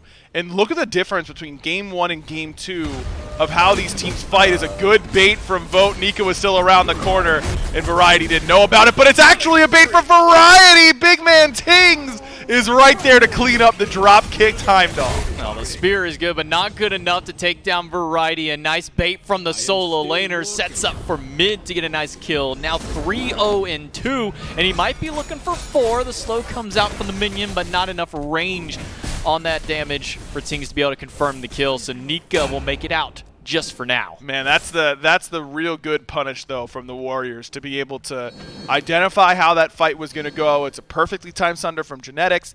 Good snipes coming from Netrioid, but if Netrioid has used his snipe already, then my Odin Cage is going to be awfully good if I'm Nika, and he finds a perfect one on the back line. Big man really just ditches his ADC, and he gets punished for it. Despite the status of the last fight, it's the Kings back on the Gold Fury, down under half. Neil and Cuvo here. Cuvo goes to the back with the ultimate. Kings get the Gold Fury. Cuvo gets out, but so do the rest of the Kings. They're all trying to leave. Captain Twig gets pulled back in by Neil, but a full retreat from the Camelot Kings. And an attempt at least. Genex will go for the ultimate just for some kind of safety, but Nika not going to get thrown back, and Neil not going to find anyone. I mean, Nika still has his cage, but he knows Genetic still has his leap. Then Nika's going to look for Netrioid, but he has his ultimate as well. I don't know how much the Warriors can get off this. Nika's going to throw the cage. He's going to get kicked right back up against it. Variety on the front line for him. Netrioid on the backside of the cage just trying to get a way out. Dardes throws out the ultimate, only going to hit a couple shots of it into the realms. Goes one, waiting for the crash on the bottom side. Nika going to be a little bit early on the bird bomb, but ultimately Variety will fall. Vote getting the credit for the kill. Just a good chase, I suppose, from the Warriors, knowing that they did have the capability in order to make that happen. But I think a lot of that credit goes to how much damage Dardes was able to put out. That time the back line much safer for the Warriors. Nika continues to make this early Odin pick look awfully good, 4-0-4. But again, he's going to fall off eventually, just like he did in Game 1. He was in a very similar position Game 1, where he was making a lot of plays, looked unstoppable, who was going to answer him. But eventually it just got to the point where he was trying to do it all on his own because Cuvo was a non-factor. Cuvo has got to synchronize his dive with Nika. Even on these fights that have gone well for the Warriors, it's been Fred in first, Nika in afterwards. I don't think that plan is going to continue to work. I think they need to be on the same page and blinking in total sync with one another in order to actually put pressure. Oni Warriors get the Pyromancer. Cage drops down, but it's Big Man Tings on the back throwing out the damage. Cyclone is still pushing on to Neil, gets the revive out of him, but Tings will be the one who falls down. Neil gets a nice root to confirm that kill.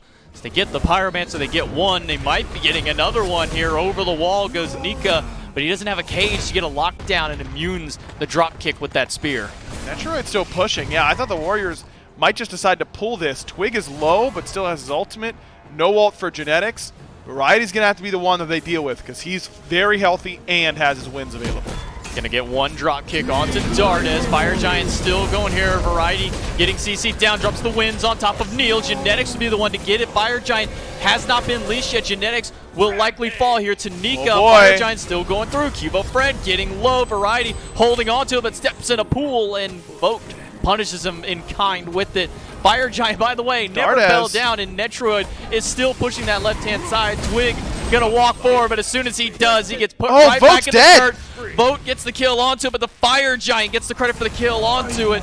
And finally, the Oni Warrior is able to drop it down, and with 4 kills to boot. Man, what a nail-biter of a fight on that right-hand side. Vote's ultimate, unfortunate that Twig died as that ultimate went through because he ends up hitting nothing but air and runs straight into the fire ring, which is going to do the dot damage in order to kill him. Then he walks back through, which is really just suicide, but maybe needed in order to add that extra 1 or 2 auto attacks because it was that close between Dardes and Cubo Fred. Just good objective control there from the Warriors. They played around it pretty nicely. It looks really close, and it was. That was nearly disaster for them, but they stopped DPS appropriately. They turn to get the kills. They target select well. And they end up doing just enough in order to get the Fire Giant. We're going to get a nice little replay on the double kill there for Vote. He's still sitting on the outskirts of that fire ring, walks in, and he doesn't have any lifesteal to my knowledge in that build right now, so he's just taking all the damage. He ults through the fire ring and then decides to walk right back into it, and that ultimately sealed the deal. You know what? I actually think he did need to walk back through in order to kill it, though. With how many auto attacks he got off before he ended up dying, I don't think they could have finished it with Vote not stepping back in, and I think there's a decent chance he was dead to the dot anyway. So I think that death actually, dying to fire, never going to look good on your resume, but I think there's a chance that was actually the optimal play from Vote. At that point. Obviously, you don't want to get to that point. Right. Well, we'll add another one to the spreadsheet for Gormizer of people dying to the Fire Giant damage on that one. So Fire Giant with a nice extra kill in his column this game. But meanwhile, Tier 1 tower in mid does fall down. Looking towards Tier 2 now is Neil and Vote. They get a root onto Genetics and gets the ultimate very early out of him. Not going to get much out of it except for the beads from Neilma. He'll be forced to leap back. 4 pushing in on the left-hand side. Meanwhile, Nika comes around the corner with the cage, gets the Phantom out of the Kings. Netroid falling low, Genetics getting pulled to the back line, and Vote will make sure to put him down. Add another kill onto his column. 4 and 3 for the Hunter. Man, we're in a perfect position too, because he still has his ultimate, still has his beads up and available. He is chilling.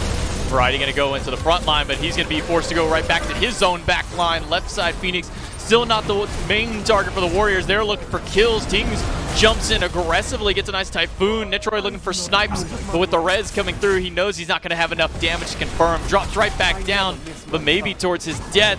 Cuvo Fred goes into the back. Nice drop kick holds him away, and the Aegis will make sure that the Ren doesn't clean him up. Instead, it'll be Nico takes him down, but Big Mans will grab Cuvo along the way. Kill for Netroid, but the Phoenix will fall as well. But that was still a great turnaround, and because it's still going, Vote just able to escape. I don't know if Dardes is going to be quite as lucky.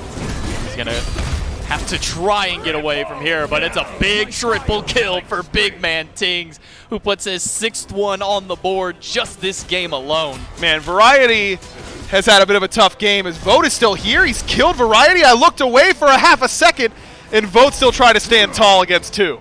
Doesn't have the lifesteal for it, but if he can get a couple more basics with that Odysseus bow, maybe he can get the nice bounce kill. But look, Genetics has respawned, and he's going to cut off the path for Vote. He throws out the sword just to get a little bit of vision onto it, but he doesn't see Genetics creeping up behind.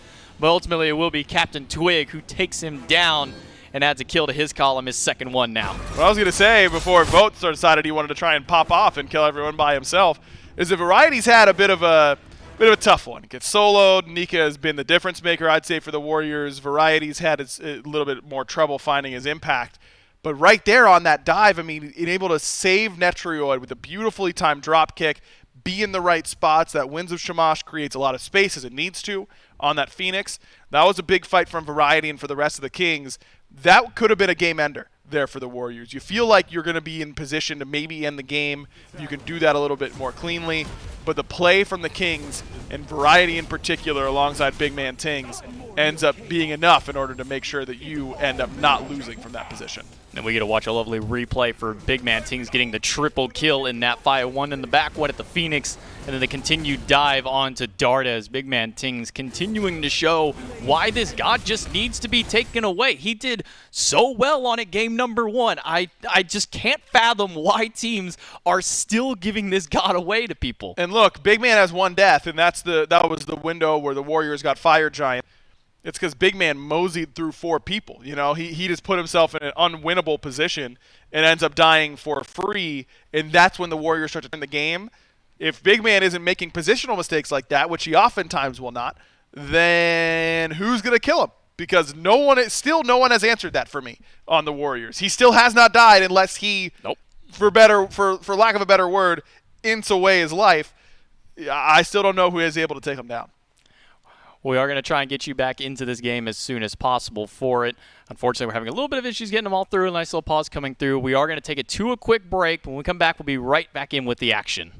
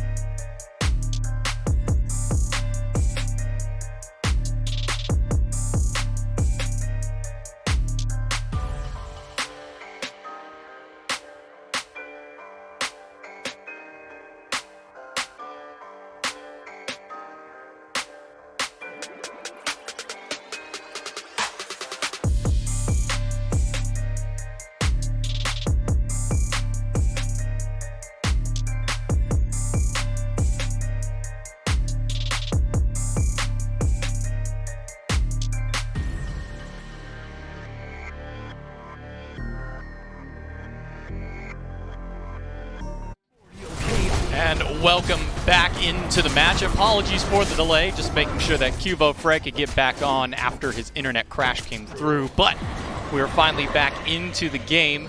24 minutes in, a successful Phoenix defense. Well, I say successful, they lost the bird, but they got a few in response, and on top of that, they also able to pick up that Fury on the left-hand side. Yeah, pretty close one now. I mean, the Warriors were the ones with all the momentum. They had just gotten Fire Giant. They had been able to get that left side of Phoenix, and then turns out getting decided like loses you some momentum. It also makes it harder for you to win the game, and especially now that you've got Oni Waves to push out a little bit on this left-hand side, buy you some time and space for your Phoenix to come back up. I like the fact that Nika's here. I don't like when teams just leave their Fire Waves to their own devices. Right now, you've got plenty of time. You don't need to be rushing. You don't want to be taking a fight anyways right now if you're the Warriors, because Dardes has no relics. So for the next 30 seconds at the very least, you kind of have time to play with, because Fire's not going to be up in that amount of time and be really under threat. So go up, push your Fire Waves. Now you actually have threat on the left side of the map. Good play from Nika. 2 Fire Waves pushing in on that left side. Meanwhile, everybody else on the right side of it. Netroid will go back to base. He's able to pick up what looks to be his Aussie, or at least pick up Sentry Ward, in order to try and take down this Fire Giant. You see the Warriors are starting to group up around it. Vote making his rotation on the top side of the map. Neilma and Cuvo on the front, trying to push Genetics and Big Man Tinks back. Big Ruination takes Cuvo Fred down to about half health. Yeah, he's probably wishing his internet's still out after getting hit by that. That's a tough one to eat. Interesting pickup though from Dardes. It's Blood-Soaked Shroud instead of the typical Sacrificial Shroud, because he doesn't have any lifesteal in the build. So he doesn't want to go Sacrificial and lose all his HP to casting his own abilities. He goes Blood-Soaked instead. And I would have figured that you'd probably just sell instead of upgrading to Blood-Soaked, but maybe trying to get a whole bunch of lifesteal on the front of that ultimate it makes some sense. We'll see if he's able to pop off with use of it. Double red buff on the side of the Kings, one for each of the carries, as they're looking to deal quite a bit of damage here against the Warriors. But it's a dance around this Fire Giant, and neither team is willing to take the first step. Nika going to throw some damage out to Genetics, who's gladly going to eat that spear. He's not too worried about the damage that comes back to it. And that forces Big Man Tings to rotate to the left side and again deal with these fire minions, that there's still 2 waves pushing down, and he can't stick around too long. He's a lot of the damage that these Kings have to offer. Fire's pulled, but certainly not a commit quite yet from the Warriors. They saw a Big Man on the left-hand side. Mika goes in, drops the cage, and it's going to force Netrioid to roll away. Genetics jumps out, stun onto Netrioid. Phoenix has respawned on the left-hand side, but Cuvo Fred is in the midst of them all. Netrioid up in the sky looking for the snipe, manages to get 2 out of the 3. Vote down to a quarter health. Nika barely at half with the help of that shield, slowed down by Tings, who's still looking for more damage on the back end of it, but nobody can find the lockdown to keep these players in tow. Someone's got a back if you're the Kings, and a good 2 from Neilma. Stopped the back right there for Captain Twig. Neil's just trying to keep him occupied, but Variety, he's got different plans entirely. He's going to get 2 rooted under the tower, but he doesn't have the damage to confirm and take down Nika. And just as quickly as that left side Phoenix respawned, it's down yet again. So the fire minions are going to start pushing into that Titan again. But it's going to be the Kings who start up the fire. They're going to start making as many strides as they can towards taking it down. Half held, Twig on the front, but he gets plucked back in. Beads are used, Ruination and stun by Genetics. That's going to be a revive onto Neil himself. They're not going to have that second chance. Ultimate and the Odysseus bow proc from Netroid is going to be the one to take him down. Through the realms goes one, and I'm sure on landing, Twig is going to go down. Dardes the one who gets the final hit. Drop kick onto Nika, pushes him back. And the fire minions continue to push down into the throne room. Man, unfortunate timing again right there. Apologies for that, but it looks like we are back in it. Nika has his cage up and ready, but no blink anymore, so ends up being a washed fight from this position. Both teams lose a frontliner. Neil really makes a game-saving play, potentially. Maybe not a game-saving, but a game-winning potential play by stopping all the back from the Kings, make sure that left side Phoenix goes down. Titan got chunked pretty heavily from just about a wave and a half of fire minions, and it's not going to be able to regen until that Phoenix comes back up. So now the Kings know that they've got to worry about that left-hand side, and they did not do a great job of pushing it out. So that's going to continue to be weighing on their minds. Whereas the Warriors, yeah, they lose Neil, but he still got beads. He still got Sunder. He's chilling. Dardes still has all of his relics, and he had a really good ult that fight, by the way, to force the Aegis out for Big Man and do a lot of damage at the same time. Well, Fire Minion Wave still pushing in on that left-hand side, and you see the Lizards pushing up the mid lane along with Variety. They're going to need to send somebody back, and that somebody is Captain Twig. He's got his Mannequin Hidden Blade online now, so looking for some extra damage, but Nika looking for a few. He drops the cage. Genetics well under half health, but so is Nika. He's getting chunked down. Ult comes out from Genetic, and Netrioid going to be the one to pick him up, but it's Cuba, Fred, and Dardes who find two on the backside. Tings is low. Ruination finds no one. Leap in from Cubo, trying to take down the mid laner, but he's slowed by Variety. Drop kick.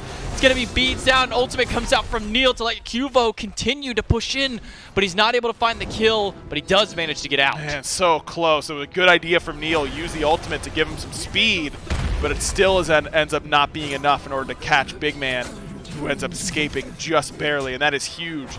The Big Man stays up and available. And with Cubo getting too low, with Nika dying, no one here to tank up this fire if Neil needs to be zoning. So the Warriors can't really put pressure on it quite yet. Now enhanced Fire Giant as we pass over that 30-minute threshold. That's the big one for everybody. Pyromancer started up by the Warriors, but Captain Twig will steal it over the wall with the tether. Variety's going to leap over his own wall to get back to safety from the three of the Warriors. Neil immediately back towards Fire to pull it. Now Neil's gone fairly offensive with the build again, goes for an Ethereal Staff, so maybe not as tanky as he might need to be around this EFG. Speaking of the EFG, down to almost half health now. Vote and Neil, the only ones in the pit dealing the damage. That's all coming from Vote at this point. Genetics walks through. The root comes down, forces the leap out of Genetics. Into the back goes Cubo. Fred, he still has his ultimate, but it's Variety who's in danger. Drops the winds, has to leap away. And in the cage from Nika gets broken down immediately, but Variety never made it out of the back line, and Dardes will put him down. It's stun over the wall, but it's not going to be enough damage for Big Man to be willing to commit. The big deal here is that the Kings backline has all their relics still. They still have Beats Aegis on both members. And this left side wave has now been pushed really significantly because it was two different portals there from Big Man Tings. Not just one minion portal like he had been putting. He was able to put down two, and look at how good of a job that did of pushing out that fire wave. Someone needs to clear that fire wave that is meeting in the middle, because it is grouped up a little bit, having dealt with those little minions from Tiamat. I think that Phoenix would still die if they don't answer these waves, but after that, they don't need to worry about it anymore. So the Kings are almost out of the weeds. The question is, who are they going to send back to deal with it? Even if they do, it looks like they just want to go for this Fire Giant instead. Nika drops the cage on a Netroid, and he's not able to make it back. The Fear catches the roll. Genetics grabs two, but only throws back one. It's Vote, and immediately pushed back against the wall by the Dragon Flight out of Dardes, and that quickly makes it a 2-kill swing. Man, it's just cage after cage that finds Netrioid. Why is he getting caged? Why is he up close enough? In order to be in that position, you have to force Nika to at least blink and jump in order to cage you at that position. You can't let him just blink onto you and be in range. I think that's a positioning misplay there from the Kings ADC. Captain Twig just trying to play distraction against the Warriors. He's holding Nika and Dardes at bay, but they don't care. The enhanced Fire Giant was still being done that entire time and will go the way of the Warriors. Maybe they can get a turnaround kill here, though, as Nika's caught out, shield and drop kicked against the wall. He's got the leap right into the winds, drops the cage down. Twig jumps over with his own ultimate, but stunned out immediately. And somehow, even in the midst of three, Nika still makes it out, and the Warriors push up the right. And it really wasn't even very close. That they didn't even get close to killing him, and they lose their right side Phoenix for it. I thought that was going to be a massive mistake from the Oni Warrior solo laner, but man, in Season 8, it feels like Nika can do no wrong, man. He is just making plays. 8, 2, and 11, top of the player damage charts. And I was worried about the potential to start these fights for both teams. The Warriors have started nearly every fight, and it's been Nika starting nearly every fight. He's been doing it all for him. 8, 2, and 11. 19 of the 22 kills of the Warriors has been thanks to Nika, and especially in these last fights, those cages have constantly caught out Netrioid to where he just doesn't get to play a factor in any of these fights. I don't think Netrioid has had a chance to fight in probably the last 3 team fights. Right, but he's kind of putting himself in those positions, though, J-Mac. I mean, Rom is really good at getting out of Odin Cage because his astral arrows count for 2. So you know it takes 5 autos to break. It only takes him 3, and with maximum attack speed, which he has, that'll only take him the blink of an eye. But that's still time that he has to hit the cage instead of anyone else. It's a time that he can be hit by other people, like say Dardes with a really good fear. All of that ends up mattering a lot. On this Phoenix defense, he has to be in a position where he cannot get blink caged. That has got to be the change here for the Kings. Let Nika engage on someone else. Make him hold his cage until later than he wants to. But the fights where Nika is able to start the fight by blink caging Netroid have all gone pretty well for the Warriors. So something's got to change on their side. All the while the Kings have just been trying to defend against their base, the Warriors take yet another Fury. Primal Fury goes down their way, and now looking towards the mid-Phoenix. They've got a weakened one on the left, and will finally now be able to start making their assault towards the mid. I say that, but instantly they make their way over to try and deal with that weakened Phoenix. Fire minions pushing in on the right-hand side, and they're having Nika make sure to keep those waves going through, and Captain Twig is the one who's been defending against him.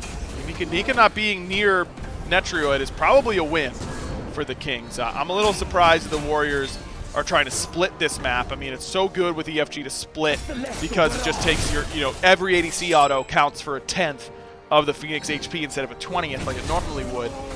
But the 5-on-5s with Nika centered around them has been so good for the Warriors. I'm surprised that they aren't trying to force that.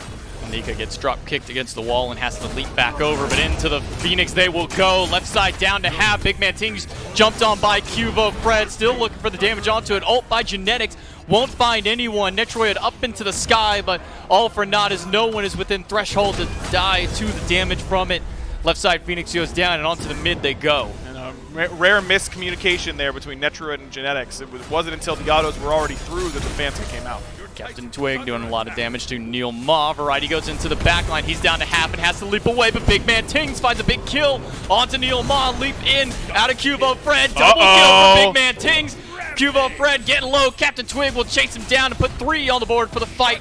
And Nika still living through all of it, is finding one. Might be getting a second one as Captain Twig gets low, but Nika doesn't have the damage. Variety kicks him back against the wall, but all the while the Fire Minions still pushing to the Titan. And who's going to be able to stop them? It's not going to be Genetics. A good stun on the Vote, but he still has his beats. Vote's going to have to use the ult to get away. Wins a Shamash come down, and Vote immediately gets the reset with the Bifrost, but he's met by Captain Twig on the backside. Nika still pushing in, gets the cage onto Genetics, forces the leap, and a kill by Nika. And it looks like the Warriors might be able to end this one out. Well, I say that, but Vote immediately gets jumped on. He gets taken down. Yeah, this has been the story. It's Nika still alive and everyone else around him potentially falling.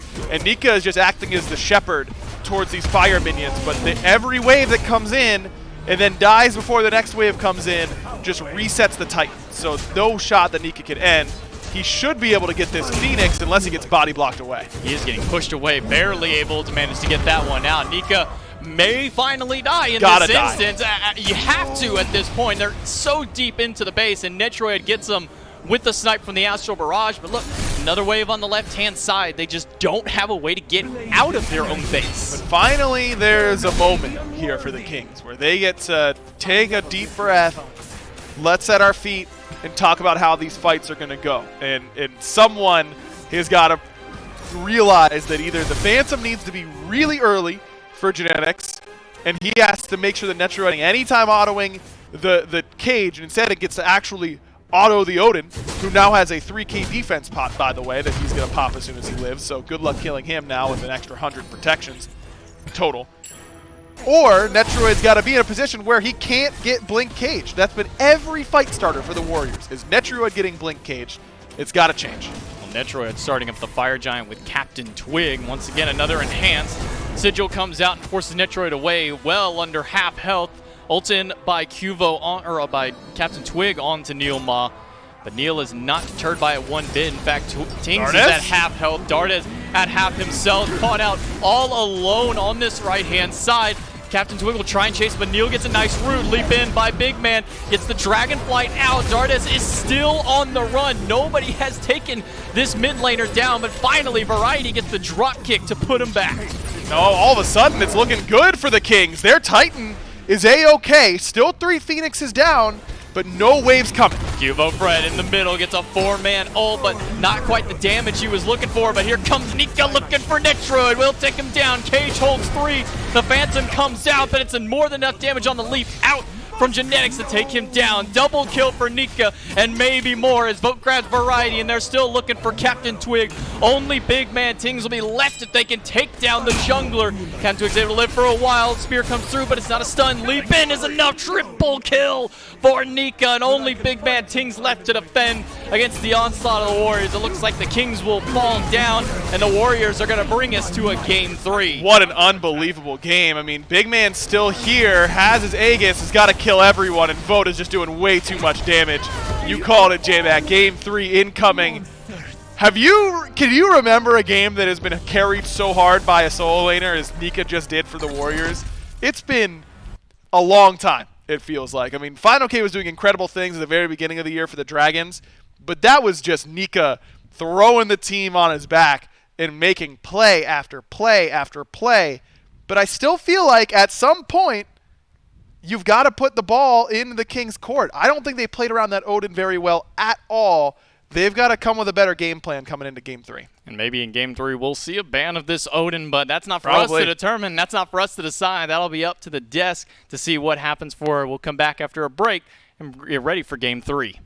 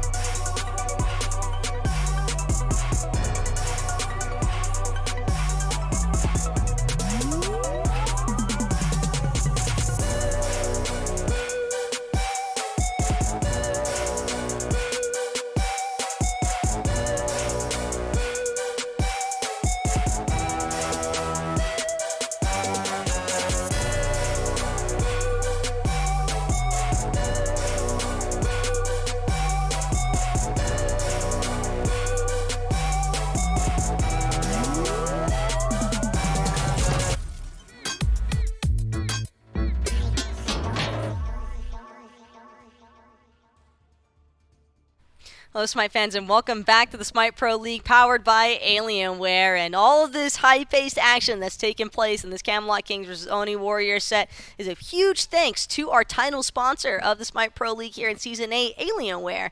And for your own gaming pleasures, or if you just want to watch the games in as high quality as possible, you can head on over to smitegame.com/Alienware. Make sure to plug code SMITEAW so that you too can play on the high-tier gear that the pros get the same experience in for every single one of their competitive sets. And not only that, but you can also join the Alienware community by heading on over to alienwarearena.com and make sure to become a participant where they have giveaways from time to time. Not only that, but you can also follow them on socials by checking them out at Alienware on Twitter and Instagram. And one more time, thank you so much to Alienware for providing all of the means necessary for our pros to get the top experience possible for their competitive action. And Mifflin, if there's one thing that's to be said about this set so far, it's certainly been looking very competitive here for the man of the hour, Nika, bringing the Oni Warriors to a Game 3 for what it's worth. Yeah, you guys in production can just go ahead and start running the clips because I'm not going to stop talking about him for at least 2 minutes here. Nika makes Odin look better than he is. Odin is not that good. I'd even go as far as to say Nika isn't that good. No player's ever been that good before, ever. I mean, this is just some of the best performance. I'm speaking directly to the weebs in chat now. That was plus Ultra, United States of Smash, Super Saiyan, Bankai, whatever you want to say to describe it, because Nika went above and beyond. I put out a tweet and said he essentially willed his team into the victory. That's what happened here. Nika looked like LeBron in the finals. And I can't go any further than that. It's hard to break down the level of play. I mean, because all you can do is say what happened. There's nothing I can say about that Nika did not show inside the gameplay. He was consistently finding three-man cages. He was consistently getting into the enemy backline. He was the first one in and the last one out, and not for lack of trying. My man wanted to die, but no one had the damage output to put it into him. It's just...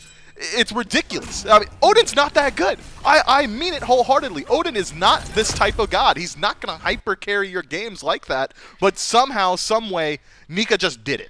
It starts with a solo kill in the solo lane, Mifflin, and it just all transpires into something even greater here for the Oni Warriors in game number 2. And it's the player damage that I'm really taking note of. 47,500 out of the Odin alone. Only person who came close was Big Man Tings, and I think there is one very crucial topic of discussion that we have to bring up, or at least that I have to bring up. Netroid with the ROM build, 10% pen, against an Odin with over 250 physical prots is just kind of unacceptable for what it's worth. It was very obvious he didn't have the damage necessary to take down Nika before he was actually just like driving through the center of the Camelot Kings time and time again. So I do think that the Odin could have been handled, like you mentioned. It's not that the pick is that outstanding, although it is strong right now, don't get me wrong. I think that Nika did a beautiful job playing it throughout game number 2 here, but Netroid definitely doing Nika some justice there on the back end as well, although for the wrong team, because you've got to have more pen than that when it's so clear that Nika is that doubled down on physical prots. And considering how much Netroid was being accosted by Nika, you'd think you'd want to itemize towards him a little bit more so, but that's not the only place I thought the Camelot Kings may have fumbled a little bit inside of game 1. Had they put that Osiris inside of the soul lane, probably would have been a slightly better matchup. We know that Captain Twig has performed better on the Gilgamesh in the past as well. Twig really did struggle to get involved on this Osiris, so there are things that the Camelot Kings can address inside the P's and B's to shore it up a little bit here in Game 3, but I think they gotta ban the Odin. Straight up. If they're not first picking it, they should probably just ban it. Gave them troubles in game 1. Game number 2 was too much of a problem. And now for game number 3, picks and bans, Camelot Kings will be first pick yet again. Oni Warriors seem all too content, and I have a hunch, Mifflin, they're going to be totally cool with letting Big Man Tings get that Tiamat. I don't think that the Oni Warriors feel as though Tiamat is the issue here. I think that they believe that Nika is just going to be able to run it down again if he gets Odin. Bro, I forgot that the Kings had Tiamat, Gilgamesh, and Osiris as their top 3. What an insane composition. Oh, we both rode really high on that composition. Yeah, I thought they were going to win. It was an insane draft, but just because it looks good on paper doesn't mean that the execution will follow suit. Just a couple of factors there that the Kings need to polish over if they want to find themselves as the winners of this set.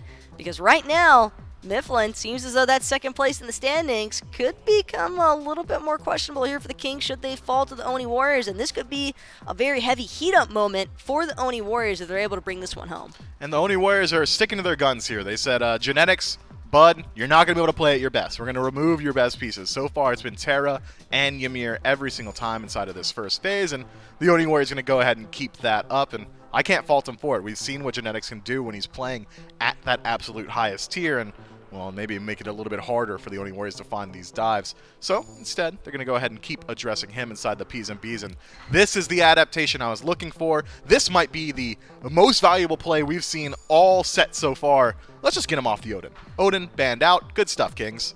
But Oni Warriors, they're going to allow that Tiamat to go through, and if the Camelot Kings want it one more time here for Big Man teams, they could certainly opt to take it. Morgan Le Fay also up for grabs here, but with the showings that Big Man Tings has had so far throughout this set, it makes perfect sense why he feels comfortable reflecting or snap blocking back to the Tiamat yet again. Osiris, Gilgamesh though, both still up for grabs, and a prime opportunity, I think, for the Oni Warriors to establish at least one of those pieces in their name.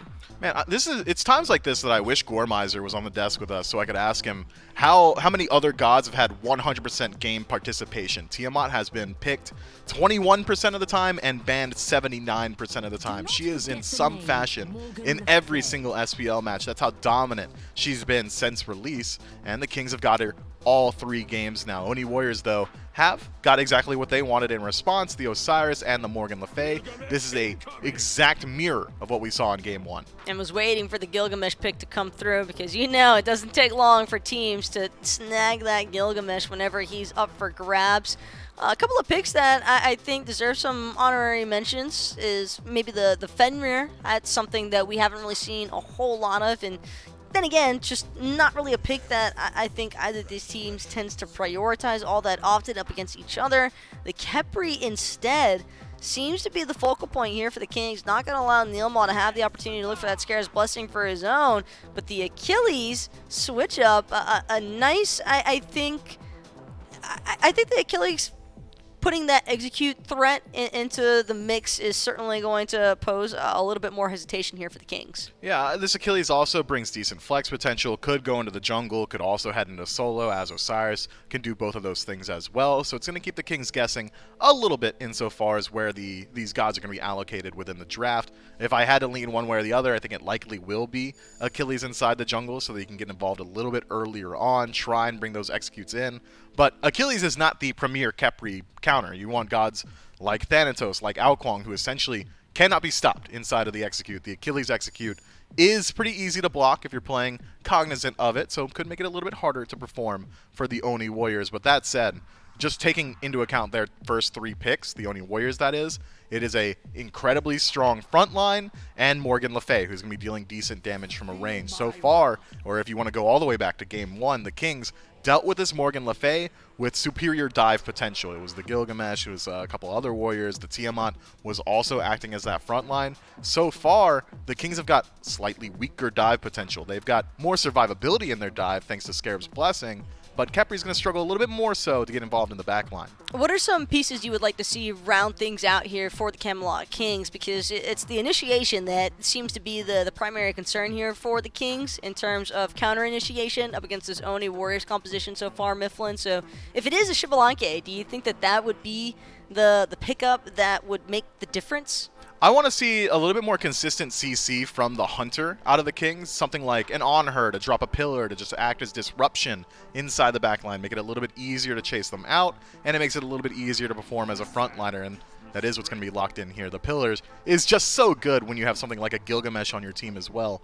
Wins a Shamash plus the pillar means that really there's just about no escape. So now the CC lockdown is really nice from the Kings here, and Cerber is going to act as a great initiator in of his own right, as beads burning, as well as just phenomenal AoE CC. The Kings come away with a very good draft, but it puts a lot of the onus on the BMT to perform on this Tiamat. He is going to be the most consistent source of damage for this draft, and well, he did a ton of damage in Game 2, but getting outshone by an Odin a little bit.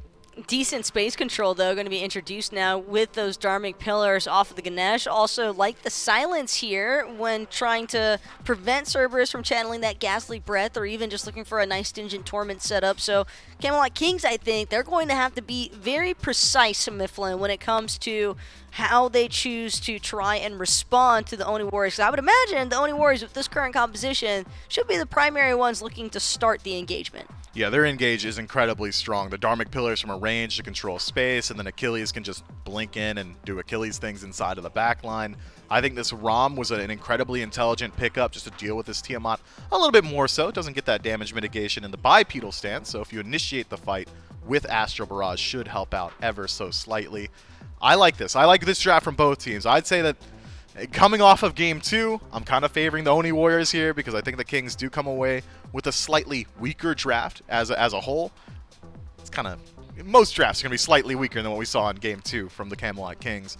And the Oni Warriors are playing with heat right now. I mean, if Nika even performs at 70% of what we saw in Game 2, I mean, I'm calling it Oni Warriors Game 3. Would you say it's almost like a Destiny calling card at this point after that sort of performance from Nika? Yeah, I'd say so. Someone somewhere, the three fates are just making sure that Nika's able to step up here. And look, man, I can't argue with the stats. It's the momentum was it 48,000 or was it 45,000? Either way, basically. too much damage. Too much damage from the Odin. We'll see if he can do the same thing on Osiris or Achilles. Still up in the air. But for real, the momentum shift could possibly be in the Oni Warriors' core, but we'll find out here whether Camelot Kings end it all or if it's going to be the Oni Warriors bringing this one into their favor. J-Mac Tucker, Aggro, take it away. Thank you, Taco and Mifflin. Coming off of game number 2 like that, Aggro, right into game number 3. They get the Cerberus yet again. This time it's in the hands of Variety. And we're seeing a god that I wish we could see more of. I think he's fun. A lot of people will probably hate me for it, but I love seeing Achilles here. Agreed. Not just for the execute against the Capri, but he's just a fun god to watch with that execute in general. He is. And Nika, if you haven't been paying attention to the stream, which after watching Game 2, I can't imagine why you wouldn't, he's gotten some Achilles pentas recently. I think he's had 2 Achilles pentas in the last, 2 weeks or something like that. So, you know he's warm on the god. He's been playing it a lot. And I love the pick. I love where they picked it. I love the strategy of it. Because so much of what we saw in Game 2 was genetics on this Cerberus who made incredible plays in the laning phase, who played really well in the early, just unable to peel for Netrioid in the mid to late game. And that was the difference, as Variety once again nearly dead, but it's Nika who jukes the paralyzing spit. All Variety needed to do was land one part of it, and that would have been the end for Nika. And we could have all been talking about how Nika should have stuck to the Odin. He's an Odin 1 trick. But as it stands, he's still A-OK in this lane. Going back to my point, I think that the shortcomings for the Kings in Game 2 were Netrioid's positioning and inability to kill the Odin. And maybe if he gets his first blood, which he will. I'm trying to make a point, fellas. God, there's fighting in both lanes. I like the fact that they picked a Peel God for genetics because that's what they needed to do, but then they counter with the Achilles. It's really smart. J-Mac, talk about the kill.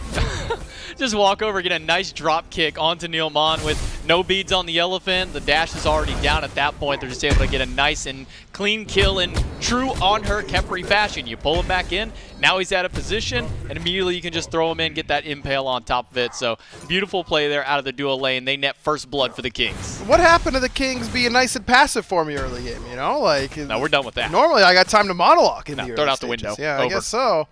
Just the dual lane makes it happen. 2-man between Genetics and Netrioid, and Neil still at level 1 was just toast.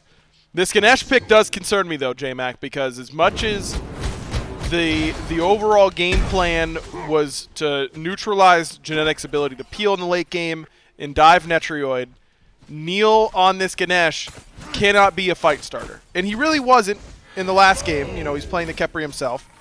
But surely he's got better initiation with just a ranged route than what Ganesh has. Ganesh, everything needs to come to him.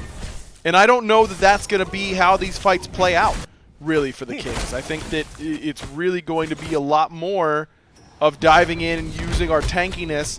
And yeah, we're going to get close to the Ganesh, but do we care about the Ganesh? I'm not really sure the Kings will have to. As much as I love playing the Elephant myself, particularly the last time we saw him in Aurora's hands, and Aurora, of course, one of the greats in the game's history, I'm not super convinced on Ganesh's viability at this level.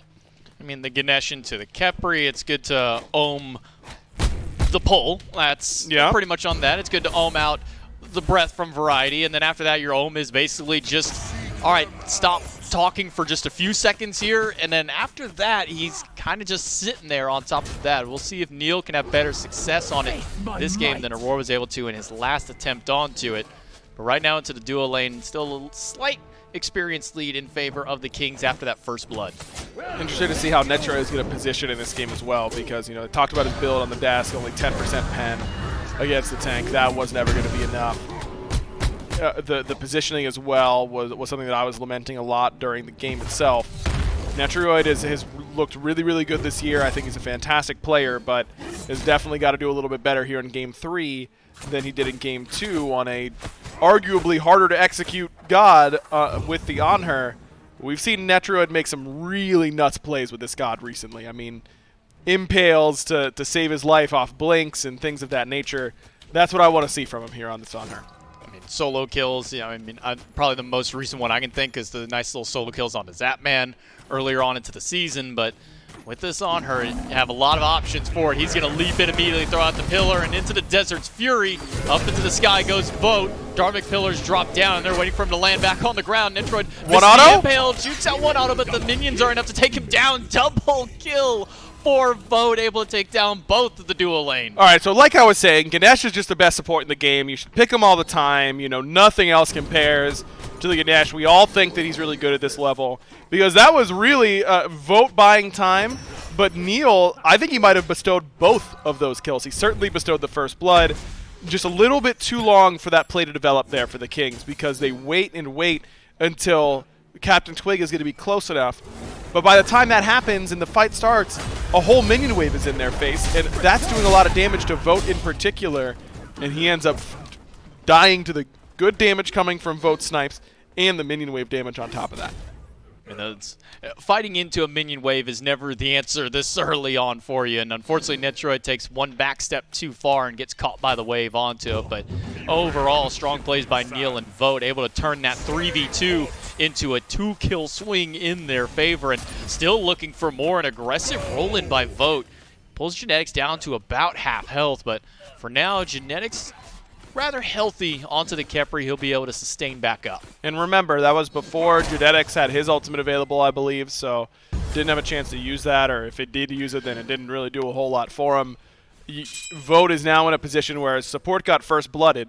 You're Netroid, you got first blood, and you're behind by a pretty noticeable amount, about 300 gold down to Vote after he got both of those kills. So pretty difficult situation now if you're the Kings, because this lane that you expected to be able to really run through and play through after that early first blood, not really the case anymore. It's Vote's lane to control. The Kings will manage to pick up a Draugr for their troubles on that left-hand side, just to get the little bit of golden experience for the rest of their team.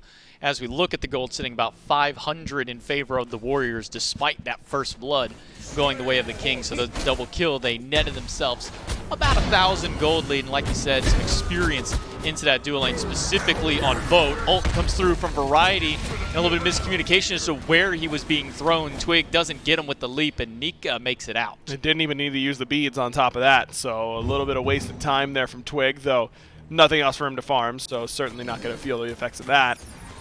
Still uses an ultimate. Feel like that might have been a kill opportunity. Nika plays it well, doesn't panic, doesn't even have to use the relic, and it ends up being a wash on that right-hand side. But Variety should be using that ultimate with reckless abandon over here, because he's got 20% CDR to Nika's 0, of course not factoring in blue buffs in that calculation.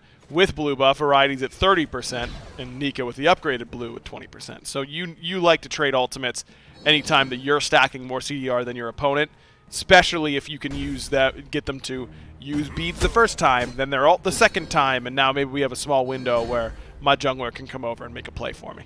And just keep them on their toes more than anything. Is my jungler coming? You might want to use your beads now. Not psych, you wasn't coming. Thanks for the free relic. We'll get you on the next rotation of it. So we'll see how the mind games go through into the solo lane. Meanwhile, Neil making a rotation over to the left side. Netroid pushed a little far back. Cuvo Fred rooted and stunned and pulled back in. Genetics going to get the nice pull, forces the Lord of the Afterlife out of the jungler, and Cuvo will make it out. Love the Khepri Tiamat combo. It feels like they work so well together. Ranged root is so difficult for so many characters to deal with, especially when you get to follow it up with a nice little Ruination stun, which is a stun that is normally hard to confirm.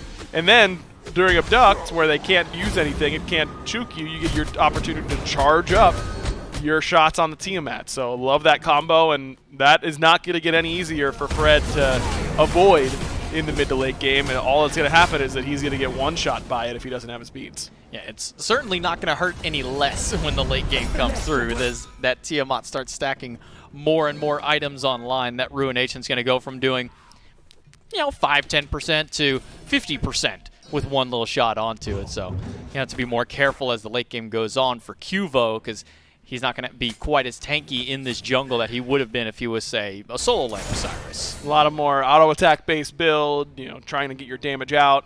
Remember that Fred played this god game 1 and was really unable to do any effective damage. Then Twig plays it game 2, more of the same, really. We'll see if it ends up being good in game 3, because so far, Osiris jungle, I'm convinced it's a really good pick. I don't need to be swayed, and I think that even if it does go all 3 games having pretty poor performances, I think it says more about the way that the junglers are struggling than the god itself necessarily. But if it goes all 3 games and has some pretty poor performances, maybe it is time to reevaluate whether or not that pick is really worth the prioritization it gets. It's been top 3 by both teams in all 3 games. Variety getting pushed back to the tower line for now. He's going to just go back to base and work towards his next item. Same with big man Tings, looking for some penetration. It will be a Spear of Desolation online for the mid lane Tiamat. We haven't seen this item in a little while. It seems that players are starting to favor more towards the anti-heal or even that Spear of Magus more often. Still pretty good. I mean, especially when you're not going to be able to get a whole lot of more CDR in the build, it just gives you some that you really need. Still flat pen, still power. For a while, still to the case now, some mid laners kind of going away from flat pen in general for this Charon's Rush, which is super strong for sure, but I just have a hard time believing that foregoing flat pen entirely is the way to go. That stat is just too valuable, and the items that have it are just good on their own anyways, so a lot of times you shouldn't be trying to avoid it. Team's going to drop the minion, get a slow onto Nika, who's made a rotation over to mid. Captain Twig will be the one who spots him out there, and Tings will now go back to base one more time just to heal back up after the initial initiation. Nika going to stun out Variety and make his way back through, and stun not going to connect there from Variety. 10 minutes in, 1-2 on the scoreboard. Gold, dead even. Experience, pretty much even across the board. Only a level separates 2 different squads. As far as it goes, solo lane up 1 for Nika, mid lane, big man Ting's up 1 as well. And big man is the one that's continually gotten ahead in farm all set long. And it's been the story of every single game that big man is gigantic and who is going to be able to answer him. And it took a long time before he really got killed in a late game team fight in this set. I think he has 1 late game death on the Tiamat that was really caused by the opposition. He had one that opened up a fire giant for the Warriors, but that was due to some pretty aggressive positioning, to say the least. Maybe the Osiris this time can close the gap and make it happen, or maybe Achilles is enough damage to actually complete the dive. Neil gets caught out, wins a Shamash, dropped down by Twig. Into the back goes Variety, looking for a pull onto Neil, throws him inside his own pillars, and a nice stun on top. But there's no further follow-up from the rest of the Kings. Now Variety is caught into the midst of it. The Sigil and the Silence is good. And the ult from Genetics will make sure that Variety's got the extra mobility to get out, and a nice pluck by Genetics. Make sure that he still lives, but Nika will eventually grab him under the tower to get a nice kill. Right on time, right as Scarab's Blessing falls off. That could not have been better timed there for the ult in from the Osiris and the Rom at the exact same point. Just too deep from Variety. Definitely was on a different page than the rest of the squad. Now Genetics might be a little too deep as he's being zoned out by 3. The Dragonflight misses, but not the execute. Nika picks him up and gets a second kill on the board for the solo laner. Man, things are just all turning up Warriors in that skirmish. They get 2 for 0, able to punish the front line very effectively. They don't get the kill onto someone like Big Man, who of course they want to. But still, setting this front line behind, Variety ends up going too deep once again. That then Genetics steps up to a mid lane Harpy that really should have just been given up. No reason to die for it. Just a major overextension there by Variety. Goes in the back line, jumps in, and uses the blink and the ultimate, and all of a sudden he turns around and there's no one there to help him out. Netroid has to use the Aegis to get away from the damage of the pillar, and that'll be a win in that duo lane there as Neil expends pillars just for that relic. And of course, Dark Pillar is a very low cooldown, so you're willing to take those trades every single time as Ganesh, and Netroid's starting to feel how much damage Vote is doing already because this lead that Vote has, plus the Ganesh damage amp on the Turn of Fate ends up feeling pretty good for you in that exact same spot anyways. Warriors starting to have some momentum, but again, you'll take a look at the lead, there isn't one for them. Not a huge experience lead in any lane. Little bit of a right side of the map favored situation with both Nika and Cuvo up a level. Big Man has a level on Dardez. Pretty even in the duo lane for the most part. The gold lead is not there, so is this enough for the Warriors to be able to compete with where the Kings feel like they're strongest in the mid to late game? You can see a lot of that 2,000 experience lead is in favor of Nika right now. Level and a half, almost 2 full levels up over Variety at the time being. Mid lane still in favor of Big Man Tings despite everything that's happened to his team as far as the last those few fights have gone through, then even across the board the rest of the way a little bit in favor for that dual lane.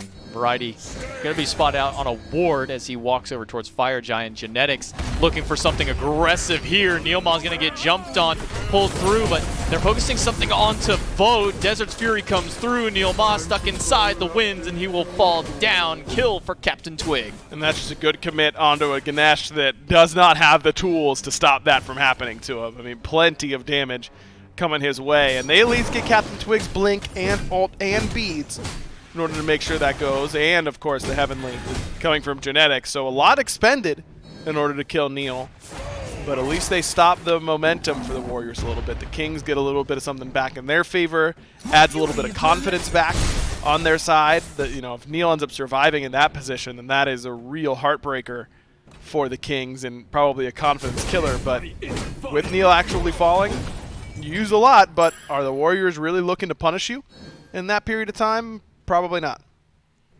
Variety still stepping forward into the soul lane, still down in experience. Captain Twig trying to make up for some of the loss onto it, hit him finally on the board along with Netroid. Maybe the Kings can finally start getting something rolling for themselves. They've been kind of on the back foot in these last couple of engagements, stepping up very far over on that right-hand side. There's a bit of misstep for him, so Variety end up falling down earlier on, Genetics as well. But now, everything seems to have kind of stagnated as far as the aggression on the map. Interesting little difference between the two ADC builds. They both go into the Hunter's Bow and then diverge from there. It's Atalanta's for Netroid, and it's that Silver Branch, of course, for Vote. Makes sense to see Netroid not go Silver Branch this early. He doesn't have the attack speed stim in order to actually leverage that power. I don't know if Vote is close enough in order to actually gain any power from the Silver Branch passive whenever he activates the 2, but even if he isn't right now, he will be with a tier 2 item under his belt, or, you know, he's probably pretty close to having enough. Yeah, so he will. As soon as he presses 2, he gets power from Silver Branch, whereas Netroid would not. So that's why you see the difference in these two builds. Wonder if Netroid's going to go Silver Branch at all, or if these are just the 3 bows he's going to stick with. And then you can go something like Chin Size Dominance or Chin Size Titan's Bane afterwards, knowing that you're not going to get a whole lot of value from the Silver Branch passive itself. Might as well just build something else for the stats. And Big Man Tings has diverted his build just a little bit. We talked about the Spirit of Desolation that he picked up in place where last game he rushed the Soul Gem. Well, may even have to hold that. Captain Twig takes a lot of damage. Ruination zones out the rest of the Warriors, but now going back into it, he has gone for the Soul Gem, just like he has before. 3rd item this time instead of 2nd like the last couple ones. Curious if he'll still go into that Typhon's Fang that he's been rushing immediately after. I think so, just because you really want to get one more lifesteal item to really offset the cost of Sacrificial Shroud's HP cost on your abilities. I think just Soul Gem isn't quite enough for me to feel like I'm not taking damage just for casting. And you want more percent pen anyways. I think that if I had to guess, we'll see Typhons into Soul Reaver from here if you're Big Man Tings. but that does mean you're delaying your Soul Reaver by a pretty considerable amount, and that is a very big power spike for these mid lane mages. That's why Dardes has really been prioritizing it. He's gone 3rd item Soul Reaver every game. And he's been able to pick it up now as he makes his way back to the base. Wingblade picked up on the side of Cuvo, Fred. We've been seeing kind of this double Wingblade, Witchblade be picked up by these more auto-centric junglers, especially for these Osirises, really opting just more for the attack speed and I guess maybe some of the protections that you get off both those items. They're cheap, their movement speed, their protections. What else do you need? I mean, you're going to be using base damage for the most part anyways. I don't think that Fred is going to be able to get that many auto attacks off if he doesn't go for some protection. Hasn't really gotten many auto attacks off with the protections quite yet, but maybe that'll change around this Gold Fury. Neil pushing forward against Captain Twig will spot him out. Genetics at the Fury Pit, looking for someone getting some wards through. Drop kick onto Neil. He's stuck up against the pillar and body blocked in, which is Samash are good to hold him for a while, but Neil gets caught out by Variety and Big Man on the back. Big Man Tings will be the one to take him down. Desert's Fury gets the Aegis out of Void. Up into the sky he goes to delay for just a little while longer, but he's got all 5 members of the Kings waiting for him on the ground, and Netrioid will be the one to put him in the dirt. Variety jumps forward. Stygian Torment gets the beads from Dardes, but that should do it for the fight that the Warriors are going to be able to put up. Can't imagine they want to go in and try and contest this Gold Fury down 5v3. Dueling is way too far forward there from the Warriors. Half health on the Fury, half health on Cuvo, Fred. A Sigil comes out to fear away Big Man Ting, but the Gold Fury gets leashed. Nika at half health is forced to use the Fatal Strike to get out of danger, and that allows for the Camelot Kings to pick up the Gold Fury.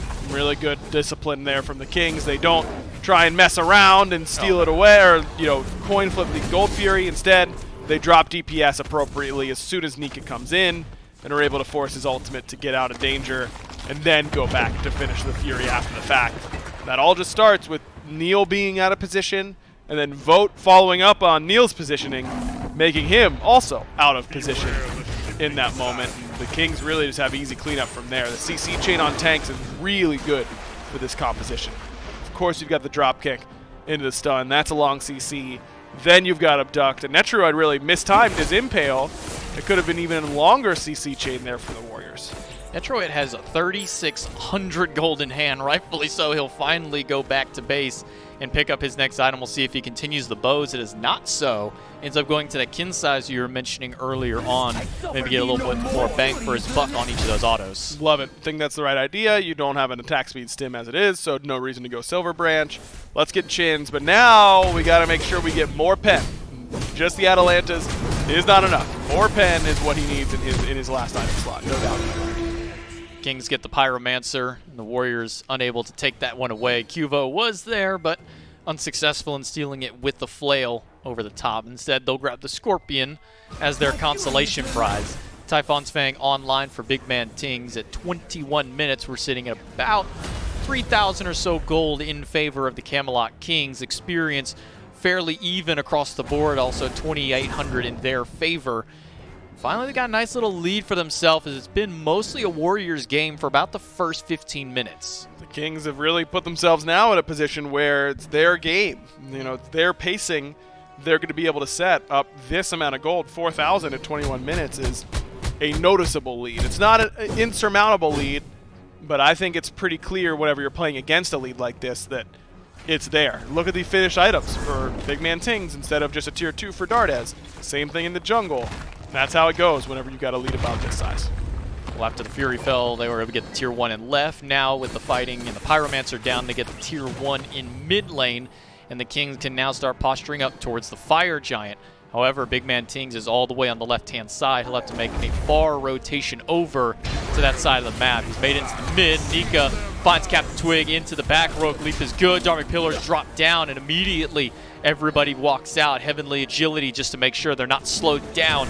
Nice little pick up there by Genetics. Ooh. A stun onto Cuvo. Fred gets the Lord of the Afterlife. And that's been the story for this Osiris. Lord of the Afterlife away. Again, Fred is at the bottom of the player damage charts. This time only 400 damage up from the Kepri on the other side. It's not enough. Cuvo gonna get knocked up by the Typhoon afterwards, but he'll be able to make it out for the time being. But with no Lord of the Afterlife, he has no steal, no engage, and Fire Giant as well under half health. Genetics gets a root on 2 into the back and a pluck onto Nika. Make sure the Fire Giant goes the way of the Kings. But it looks like they're not sure if they want to go for the fight or for the retreat. It looks like they will make the call to walk away. And Nika just doesn't have the option to just face roll the keyboard in order to engage in these fights right now. And that's the difference between this Achilles and the Odin. As much as I love the Achilles pick, it has certainly changed the way that these engagements have started for the Warriors. And if it's not Nika starting them, it certainly hasn't been Fred, and it can't be Neil because he's playing Ganesh. So who is it going to be? Morgan Le Fay, fairly close range mage. She doesn't have very much long range damage. You know, the sigil mastery is 55 units, and that's too close in order to start a fight. You got your Wildfire, but that's not super long either. That's not enough to start a fight, even if it was long enough, because it's not the right effect. And Vote obviously can't start the fight.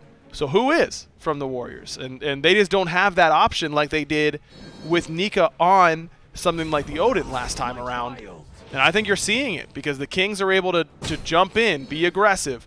You know, it's Twig jumping in and then immediately disengaging after getting Nika's beads. If Nika doesn't have beads, he can't go in as easily, and that really changes the whole dynamic of the fight. Cuvo still going for a very squishy build here with the Kin size, but we'll hold that as Captain Twig gets caught out there, and he's going to be forced to leap away. 4v4 on this left-hand side while the solo laner finds Cuvo Fred all alone in the jungle. Cuvo not wanting to step too far up to Variety as they're pushing in towards the tier 2 tower. Dragonflight comes out of Dardes, but only to keep big man Tings at bay. Meanwhile, he'll throw the Typhoon under the tower. Cuvo still just getting zoned away by Variety, and Cuvo doesn't put any threat whatsoever onto the Cerberus, so he doesn't have to respect him. If you're Variety shoes, who cares if Cuvo's right here? I don't have to respect his damage at all. With all of that defense and pushing forward, the Kings are able to allow Netroid in order to pick up that Fury. Now they're looking back onto the left-hand side. Stun just off the mark onto Nika, but Captain Twig is well under half health. And that's going to be the call for Nika to go in. Uses the Wind to Samash just to keep the solo laner away from him. Variety will also play zone onto it. Captain Twig able to make it out for now, but Cuvo waiting on the right-hand side. Stun onto Neil, holds them off. Slow goes on to Variety. Cuvo just can't find a way in to this Camelot's defense. I mean, no one can. The Camelot Kings are just grouped up. Normally you could Rom snipe down that Gilgamesh as he gets low, but with the Khepri right next to him, that obviously is not going to work. Love the play from the Kings. And right back to the left side tower they go. Netroid going to walk forward. Desert's Fury onto Dardes, takes him down to half health, well under half health, and the tower will also start to take some damage. Variety gets a nice two-man ult and a setup for a stun onto Neil. Good body blocks from him. We'll keep him at bay. Now Nika gets impaled against the wall. Ohm comes out from Neil to push everyone away. A couple of snipes in from Vote. Don't do a whole lot of damage, but it's enough to keep these Camelot Kings pushed back. Well, I say that, but they go right in onto Cuvo Fred, well under half health. Lord of the Afterlife out. And a Dragonflight just to make sure that Variety gets pushed away. Man, love that play coming from Genetics. And I was wondering, how did those snipes do no damage? I feel like there should have been more damage on the Kings after that fight. I didn't realize, look at what Genetics has bought. He's bought Mail of Renewal, #1, and #2, it's a meditation on top of that. That meditation pulsing throughout the team fight as those snipes were coming in. It's regenerating that health on their missing HP, and all of a sudden, everyone looks awfully healthy after the fact. So, and there's not a lot of anti-heal on the other side, just a lone Divine Ruin coming from Dardes. I think that meditation pickup was actually really valuable in that moment, and that's before it starts taking seconds off your cooldown whenever he upgrades it a little bit later on. This is not normally the support relics of choice. You know, Heavenly Agility and Meditation are usually not the call when it comes to what supports are building. Much more centered around Sunder and Frenzy and Horrific and Blink. But that's not the call here for Genetics. Thinking a little bit differently as per usual, and goes with some support relics that are a little bit different. Not only does he have a very flexible god pool, he's got a very flexible mind when it comes to kind of his theory crafting on builds for it. So too much so sometimes. It may be a little too much for his own good, as it may seem. But meditation out here, normally I only see it on my Neaths, but in this case we are going to see it picked up here for him on the Khepri. Pyromancer started up right away and taken down right away. The King starts setting up to get ready for this next Fire Giant set to spawn in just a couple of seconds 4-4 on the scoreboard. Has not been a very kill-heavy game, but that's not to say anything short of how much fighting there has been. Plenty of it, but not a lot of kills. I mean, it's just been defensive ultimates away, pretty tanky lineups on both sides, no real surprise. Well, Neil gets pushed up against the pillar, stuck inside the winds and the dart, and it'll be Big Man Tings who takes him out. The revive onto Captain Twig just to make sure that he can stay alive and stay healthy. That'll allow for the jungler to make it out. Still, you lose Neil instantly, no beads for him. He's really feeling the pain of all the CC, a great pillar impale from Netrioid, and Neil is instantly just toast. And again, he has to be so far forward because no one else will be from the Warriors. But if he's so far forward, then he's just going to get picked because he's got no CC immunity and no engage of his own. This composition from the Warriors really struggling to get these fights started in a good way for them. Well, beads out of Nika means his initiation's going to be a little less safe as the Fire Giant's down to half health already with Netroid and Big Man Tings doing the brunt of the damage, but no one on the Warriors wants to step up. Fire Giant goes the way of the Kings. Still the same story. No one can get in from the Warriors quite yet. Vote maybe needs to be your fight starter, I guess. I mean, just start sniping down on a big man, force the jump is really the hope, but then he's without an ultimate. You know, that's the trade-off that you kind of have to take when you're the ROM. Maybe that's how the Warriors should be starting the fights, because Vote has been holding on to that ultimate pretty late. Oh, waiting in the wings is Cuvo Fred for his chance to jump in. Under the Phoenix they go. Dragonflight pushes 2 away from Dardez. Cuvo's still looking for a path in, but can't quite find it. Doesn't have that option. They've spotted him out. Variety and Captain Twig will both leap over to him, but he'll make it back to the safety of his tier 2 tower. Meanwhile, under the Phoenix they will go. Genetics gonna get pushed away. Captain Twig taking well over half his health. The Fatal Strike is not going to be there for the execute. Instead, it'll be Cuvo finally getting aggressive with the ultimate. Pops the revive out, so Captain Twig will make it for the time being. Desert's Fury comes through, but not enough damage. They got what they want. They got the bird, and they're trying so desperately to make it out, but Nika's not making it easy for them. Oh, turn around on the Dardez, and he is toast. Big man with his 3rd kill of the contest, and now Nika is left to the Wolves as well. Great counter engage coming from the Kings. No beads left for that solo laner after the initial fight at the fire means he gets taken down instantly, and it might be the same thing for Neil Ma. He gets caught out on the root and stunned, and into the throne room the Kings will go. Big man Tings looking for more damage onto the enemy as well. It's just taking down the Titan. It's at half health, and Vote and Cuvo just do not have the damage to take it down. In fact, Vote will fall down to Netroid in a double kill for him to close it out and give the Kings their 2-1 victory over the Oni Warriors. I mean, that Odin ban just turned out to be so much more important than it seemed on the surface, because it wasn't just banning Odin, it was taking away the initiation. And the fact that the Warriors lose that initiation factor out of solo and then don't change it up in support and try and go with that same style ends up really being their downfall. But overall, I think the Warriors needed a little bit more out of Fred. Again, lower player damage than Neil in that game. On the Ganesh, this Osiris pick just has not been looking good for them. Yeah, I think it's every team that has picked the Osiris has lost with that Osiris in this set. Today, yeah. And unfortunately for that, it means the Kings come up with the 2-1 on top. They were going to cut it to a break. When we come back, the desk, break it down.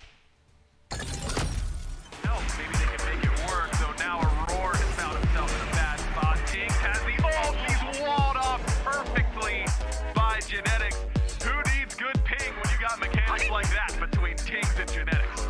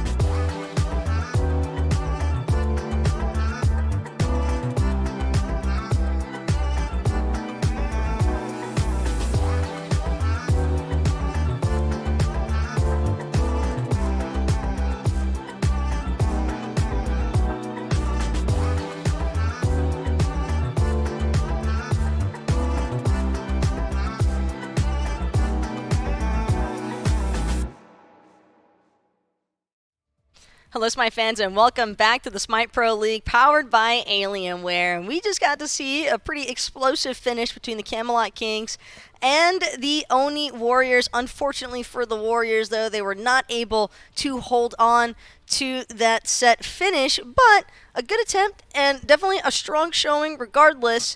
It just seems as if they ran a little bit out of steam there towards the end, had some difficulties, I think, surrounding the Ganesh and actually getting some strong utilization out of that basic control in the space, Mifflin. But I also think that, in general, Camelot King certainly stepping it up here in Game 3. In case you guys in chat don't have a thesaurus on hand and want to understand what Taco just said, Neilma kind of got bodied. I mean, that's exactly what happened. He got caught out a little bit too much on that Ganesher, and you're not going to be able to win too many when that's happening to you around the Fire Giant as consistently as it was. So what are the takeaways from this set, Taco? Well, probably don't want to have big man Tings just running Tiamat 3 out of 3 games. It seems like that's pretty hard to deal with. Outside of that, probably don't want to allow Genetics to play whatever he wants because he's still looking good despite having 5-6 bans tossed his way every single game. And a soft counter pick to boot. The Achilles execute, well, Nika was able to find some successful instances with it. It just ultimately came down, Mifflin, to the simple fact that the Tiamat, when combined alongside these other factors here that the Camelot Kings had going for them, just too much pressure and burst for the Oni Warriors to ever really effectively look for full team wipes that could actually amount to them looking for those same objective pools. I think that strip away of the Odin via the ban was also a very smart switch up that definitely seemed to cater to the Camelot Kings' favor here. And as far as the Oni Warriors are concerned, though, sure, Game 3 didn't pan out the way that they were probably hoping, but again, I don't think that it can be exclusively placed into one specific member. Sure, Neilma had a tough time on the Ganesh, but on that same note, I do feel as though, you know, the Ganesh is probably something that's practiced. It's something that they probably have a lot of trust in. It just seems as though the Camelot Kings execution was one step ahead for this set. Yeah, gotta agree. You gotta give credit where it's due. I want to highlight that Khepri pick as well. It just felt like it was making it a lot easier for Captain Twig to perform. Coming off a rough week last week, now has that safety net inside of the Scarab's Blessing and was allowed to do just about anything he wanted. A lot of the fights around Fire Giant were just Gilgamesh jumping in, dropping his ult, and looking for the fight afterward. And, well, Genetics was always there, ready to make sure he gets out of there alive. And not only that, but genetics. I mean, when you have a Khepri, sure, you can force out that execute from Nika, but Nika, I think, also unable to really find those consistent execute chains. It's hard. It's difficult because it's only ever, like, so much of the emphasis, I think, was placed on just trying to shut down the front line there for the Camelot Kings, that it didn't really leave a whole lot in the reserve aspect for Oni Warriors to look for that continuous reinitiation. Yeah, and again, Achilles is not the premier way to deal with Scarab's Blessing or revives in general. I think you really want something like Thanatos or something like Ao Kuang, something that can just close gap and immediately choose your target. But instead, Achilles very often tries to line up that execute. Well, if anyone on the enemy team is nearby, they're going to be trying to block that one out for you. And, well, Achilles' execute doesn't do a whole ton of damage on its own. And hey, for the Camelot Kings at least, with this set victory, they're going to find themselves sitting pretty still at that second place position here in the standings. 5-2 in their win-loss category, Mifflin. And as for the Oni Warriors, they'll stay near the middle of the pack there. But the standings, I think, a little bit deceiving in terms of some of these Oni Warriors performances that we've been seeing as of late. Keep your eyes, though, on the Valhalla Valkyries and the Olympus Bolts. Like we already mentioned earlier, Camelot Kings, they seal the deal with that second place for the time being. But up next, we're going to be seeing those Olympus Bolts up against the Valhalla Valkyries, and Olympus Bolts looking to make a little bit of history with a nice win streak if they're able to close this one out.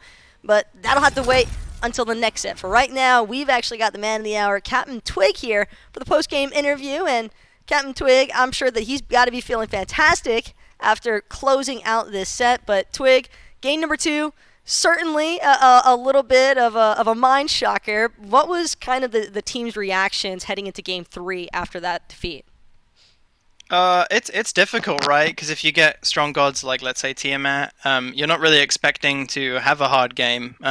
And so they played really well. I think Nika got his big back out and carried them. We just decided to take the Odin away from him and focus on game 3 and, just make it another day. And how exciting was it for you personally watching your support have to deal with 5 target bans throughout the entire set? Oh, it's so lame, okay? Because the thing is, he's got EU ping. Like, he doesn't want to play certain characters that are pretty skill shot intensive. Let's say Kerberos with his 1. It's so lame that he's getting target banned when he's got 160 ping. It's like, it's so hard to beat when people do that. I'm sorry for laughing, man, but like I could literally feel the pain in your voice through that one, and for good reason. But you know, it did certainly open the doorway for you to make a little bit of that chop debut, even though the Osiris game didn't necessarily work out for you. In game number 3, seemed as though you guys were able to kind of restabilize. And I guess as a jungler, when you're in those make or break moments for a set, what's kind of your primary focus throughout a match? I just want to give my team the best pressure, let's say, that they can ever have. Like, if I just want Royd to feel like he's got enough space, I want Big Man to feel like he has enough space. If I do that, that's like, I'm going to check out, that's my bank. And as long as I don't feed on top of those things, like as long as I make enough space and don't feed, like I've done my job. Well, it certainly was a strong performance for you and the rest of the team here today. And congratulations to you guys on that set victory. And thank you so much for joining us for the post-game interview, Twig. Thanks, Tucker. And as for the rest of you guys back at home, while the Twig and the Camelot Kings have wrapped things up, like I mentioned, we do have the Olympus Bolts up against the Valhalla Valkyries coming up next. So you guys make sure to stay tuned, and we'll be right back after this quick break.